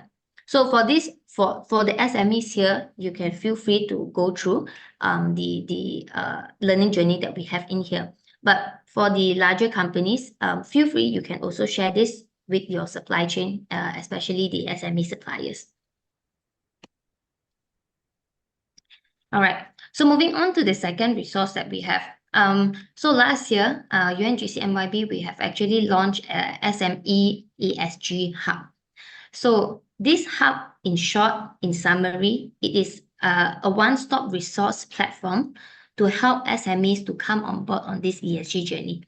So it is an open platform which everybody can access. Just go to this website, esghub.my. So the hub itself, we have actually put it into 4 pillars, which is plan, inspire, action, and also communicate. So for every pillar, UNGC have put in different types of resources and tools. So including things like case studies, e-learning videos, different type of templates such as stakeholder engagement template, materiality template, a simple Excel GAG emission calculator as well. And for every resource that is available in this hub, it also comes with an instructional video. So example, for the stakeholder engagement template, there will be a video that guides the SMEs how you can actually utilize this template available. So on top of that, this entire website is also fully translated into BM, into Bahasa Melayu. So it is currently available in 2 languages. And one thing to highlight that is available in the hub is this ESG readiness assessment. So we name it ESG Start. So for this assessment, similarly, it is also open to any companies to use. However, it is designed for smaller companies or companies that are just starting their ESG journey. So this assessment tool, the questionnaires are actually designed based on binary questions, which means it's all yes and no questions. And we have 8 ESG indicators that we align to. So under environment, that's 4. So including indicators such as climate action, energy efficiency, water, and also waste. And then under social, we have human rights, living wage, gender equality. Under governance, we have anti-corruption. So why these 8 indicators is because after thorough research, these are the 8 indicators we see it is applicable to all sizes, all sectors of companies. So these are the 8 fundamental things that SMEs can start looking into it first. So the whole reason why we created this assessment is because we wanted to help SMEs to understand their readiness level or even their maturity level in terms of adoption of ESG. Because often than not, when we speak to SMEs, one of the main issue is they don't know where to start because they don't know where are they at. So are they, good? Are they not good? So by completing this assessment, at least it provides them a bit of idea, a gauge of where are they at. So the steps of doing this assessment is pretty simple. You just have to sign up for an account, complete the questions. A report will be generated, which will look something like that. So the report will actually show the company how are they scoring on the E, the S, the G portion, as well as overall ESG. And here they will break down into the 8 indicators. There will be a peer comparison. And then there will also be a page that actually shows how the company is aligning to the Sustainable Development Goals. So the report fully downloadable, so companies can also share the report with any of their relevant stakeholders, whether it's their customer, clients, bankers, or finances. So for those who are interested to take the assessment, this is the website, or you can also scan the QR code over here, and you will be it will directly bring you to the website. So here I just wanted to quickly show in terms of the assessment methodology and framework. So for the ESG Start assessment itself, the foundation is actually based on all these 3 things. The GRI, Bursa requirement. Under UNGC, we have something called the SDG benchmarks, our communication and progress, and also through this World Economic Forum, the Stakeholder Capitalism Report. So you can see here, this summarize what the assessment questionnaires are all about. So as mentioned, it's all binary, yes and no questions. We do have optional questions for qualitative data collection. So then this will be the scoring tiers. And then as mentioned, there will be an ESG report generated. So outcome, what is shown in the report is these things. So there will be a maturity level peer scoring, recommended action for the companies to improve their scoring, as well as there's one page in terms of the SDG mapping. So what are the benefits? Basically, for the SME users, it provides you with a maturity report for you to understand where your company is currently at, so that you are also understanding what are the gaps that your companies are facing. So for example, if you get a report that you are getting a low score in E, but quite a good score in S and G, so that means that perhaps there's more effort that is needed in terms of looking into the strategy on the environmental part. So on top of that, I just wanted to share, of course, for the SMEs, they are able to do the assessment. But for companies who are larger companies and all, we do also have an available data dashboard for corporate users. So example, if any corporate company are interested to roll out the assessment for their suppliers, so instead of getting their suppliers one by one to share the report to them, what they can do is we do have a dashboard available. So from there, automatically, once the suppliers complete the assessment, information will flow to the corporate dashboard. So from there, they will be able to get results and information about their suppliers. All right, so just a quick video, about a 2 to 3 minutes video to show you what is this whole ESG START assessment all about. Hello and welcome to the SME ESG Hub, the ESG resource platform for Malaysian small and medium enterprises. In this video, we will walk you through the ESG START, SME ESG Readiness Assessment. The ESG START, SME ESG Readiness Assessment is a digital tool that measures a company's ESG maturity level and is applicable to companies of all sizes and sectors. The assessment is designed to be simple and user-friendly, with questions aligned with global and local frameworks. To get started, click on the Take the Assessment button, which will take you to the assessment's login page. If you have already created an account previously, you can log in with your username and password. However, if you are a first-time user, you will need to create an account. Simply sign up and create a company profile by completing all the fields required. Then, start the assessment. Answer the demographics questions first, after which you can answer the ESG assessment questions, which consists of 8 ESG indicators grouped into 3 pillars. The environment pillar includes climate action, energy management, water and waste. The social pillar includes human rights, living wages and gender equality, and the governance pillar includes anti-corruption. All questions are structured according to 5 steps: materiality or assessment of impact, learning and capacity building, company commitments, measuring progress, and reporting. The questions are in a yes-no format and contain both required and optional questions.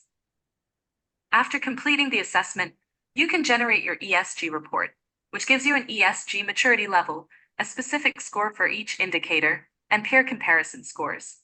The report also provides recommended actions to improve your score, which can be part of your sustainability action plan moving forward. Additionally, the report maps with the Sustainable Development Goals to showcase how positive ESG actions can feed into the SDGs. By completing the assessment and generating your ESG report, you can share this data with corporate buyers, bankers, and financiers. It may also entitle you to sustainability incentives, as more and more stakeholders request ESG data. We encourage you to take the first step in your sustainability journey and complete the ESG START assessment today. Thank you for watching this video on using the tool. If you are interested to learn more about this tool, All right, so understand we are short of time. Just allow me to quickly bring you through. So that is actually an overview of the ESG START. So for those who are interested, feel free to actually visit the website. And before I end, I also just wanted to share a bit on what we have gotten as of December 2023. So some insights to share with everybody. So as of December 2023, we actually have responses. It means about 660 companies that have completed the assessment. So just wanted to show the data over here. So you could see in terms of overall ESG performance, many of the companies are still looking at intermediate and above lah. So those who are leader at advanced level is actually very little. It's about 20 to 30%. So in terms of environment, you could see it is also very much on the orange and red because many are still at the beginner and laggard.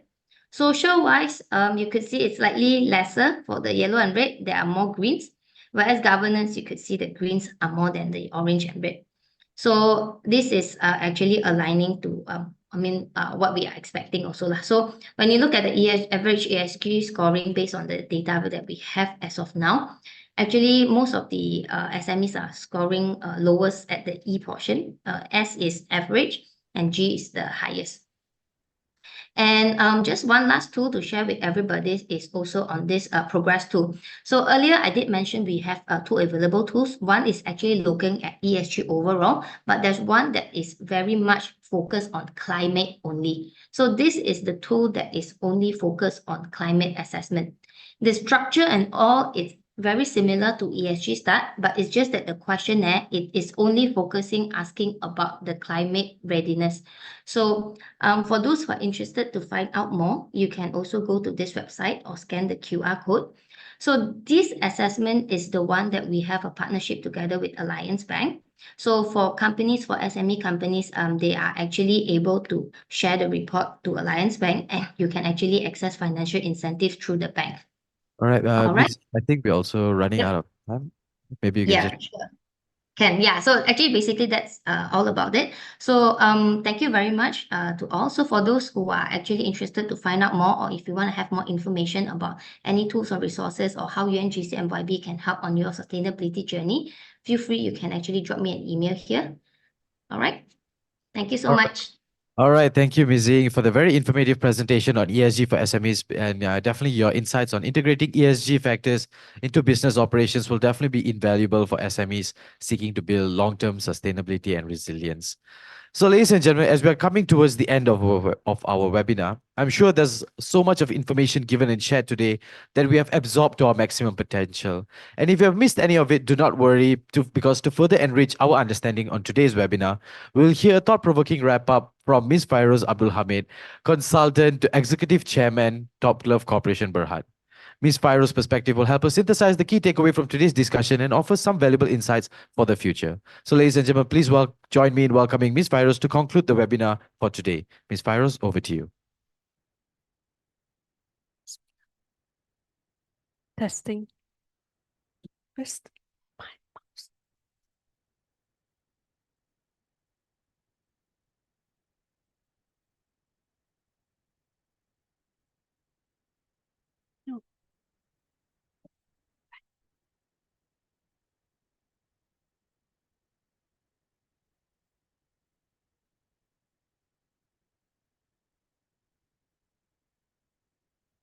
Good afternoon, distinguished guests, esteemed speakers and moderators, club directors and colleagues, ladies and gentlemen. Good health and good evening, the towers of top. Is my mic okay? Oh, I need a new one. Yeah, my name is Fairoz Abdul Hamid, as was introduced, from the Office of the Executive Chairman of Top Glove.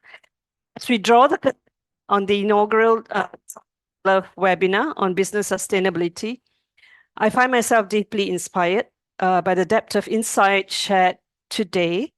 The work ahead is drawn out. The challenges are many, but not insurmountable. Key, as our executive chairman said at the start of this forum, is partnership, and that being business partnership to pave the road to success. We cannot go it alone or in isolation. Today, we delved into critical discussions and deliberated the intersections of business and sustainability, public and private sector call to action, best practices for some areas, and emerging trends, to name but a few. From renewable energy to circular economies, from ethical supply chains to stakeholder engagement, the breadth of topics covered underscores the urgency and complexity of the sustainability challenge, as well as cynicism towards it, and the need to reinforce business and human rights for brand longevity was quite apparent. This is a journey on a road that is still being paved by all stakeholders in all jurisdictions. This webinar was drawn out exactly 5 weeks ago in January 2024. As it was the first in Top Glove, we had our doubts if we could even deliver it. I had personal doubts. The topics drawn out were quite deliberate to stimulate discourse that will draw out meaningful action plans post the forum. So we were quite deliberate in not being too high-flying in developing the topics. We were quite humble in developing the topics into what we can chew. We are profoundly grateful to all our esteemed speakers and moderators who so gracefully accepted the invitation in such short period of time. Truth be told, the team was nervous, but the unwavering support we received from our executive chairman, who you met this morning, Tan Sri Lim Wee Chai, and our managing director, who you also met this afternoon, Mr. C.J. Lim, and the chair of our board sustainability committee, Ms. Shamila, who you met earlier in the afternoon, kept the team motivated. Coupled with this, the entire board and management supported us. You saw that in how the board participated in moderating every one of our panels, Datuk Noripa being a former board member of Top Glove. Our main partner, Association of Development Finance Institution Malaysia, led the team because this is our first webinar. We owe much to Mr. Prasad Hanif and Ms. Shuhaida and the team and his team for today. I would like to just take a moment to name every person who was involved behind the scenes, the unsung heroes in Top Glove who made today happen, who worked tirelessly the last 5 weeks. From ADFIM, Mr. Prasad, Shuhaida, Khairul. Sustainability was led by Ms. Suryani, who you all must have met through email. From Chairman's Office, Ms. Engkai and Michelle Lim. From the HR branding event, Calvin Pang, Mr. Irfan, who drew out all the posters and the books that you see. Michelle Tay, who led that team, amazing. IT was led by Tyson, who put this entire webinar together, Azrin and Zul. Our CorpCom was led by Ms. Michelle Voon and Ms. Sri Manke. And then, of course, you met the MC, Aaron, the whole day. A big, big thank you to the team. In closing, as we reflect on the insights gleaned and the connections forged, let us not view this webinar as merely a moment in time, just a feel-good factor and then all dies, but rather a catalyst for ongoing collaboration and action. The next step from us is to record the outcomes of today in a report which will be made public. We will deliberate further with all our partners on the next course of action in some of the suggestions made in today's deliberation. Thank you, and until we meet again, I pray we each lead days gifted to us meaningfully so that one day when we leave this journey called life, we each would be able to say, I did the best I know how. I thank you very much from the towers of Top Glove. Assalamu alaikum.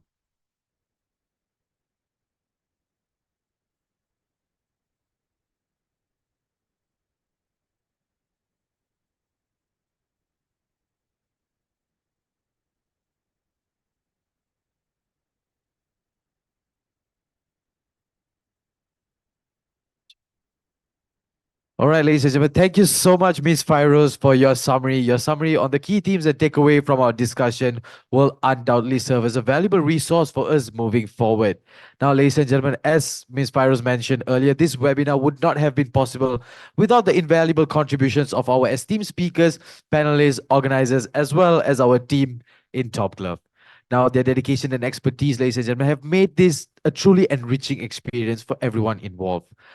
And not to forget to thank all of you, our esteemed extendees. A heartfelt thank you for joining us today and staying throughout the whole webinar. Your participation has added immense value to this discussion, and we really, really hope that you leave here inspired and equipped to contribute to a more sustainable and equitable future. Now, before we draw this webinar to a close, we would like to end this webinar with our usual Top Glove practice, the top quality and efficiency clap. Now, as mentioned earlier, for all our non-Top Glove attendees, all you have to do is repeat after me, clap twice, clap thrice, clap twice, and repeat the resounding improve, improve, improve. Now, if everyone's ready, thumbs up, ready, 1, 2, 3. Top Glove, top quality, top efficiency, top consistency. Improve, improve, improve. Ladies and gentlemen, as we draw close, let us remember the important messages conveyed throughout the whole day.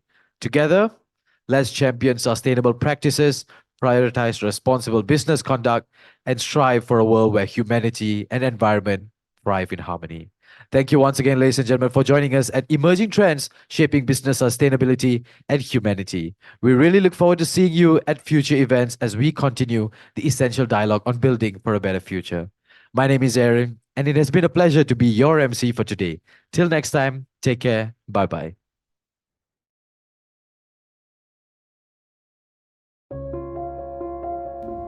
Have you ever stopped and observed the life of a pair of protective gloves? Look at the faces of the people who have used them. Did they ever wonder how their lives would have been without these gloves? How their work would have been different without these gloves?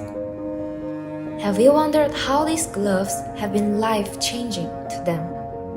How it changed our lives from cradle to grave? Have you wondered what a simple pair of protective gloves does to us? The lives it touched, the homes it visited, the business it helped, and societies it protected, emotionally, physically, mentally.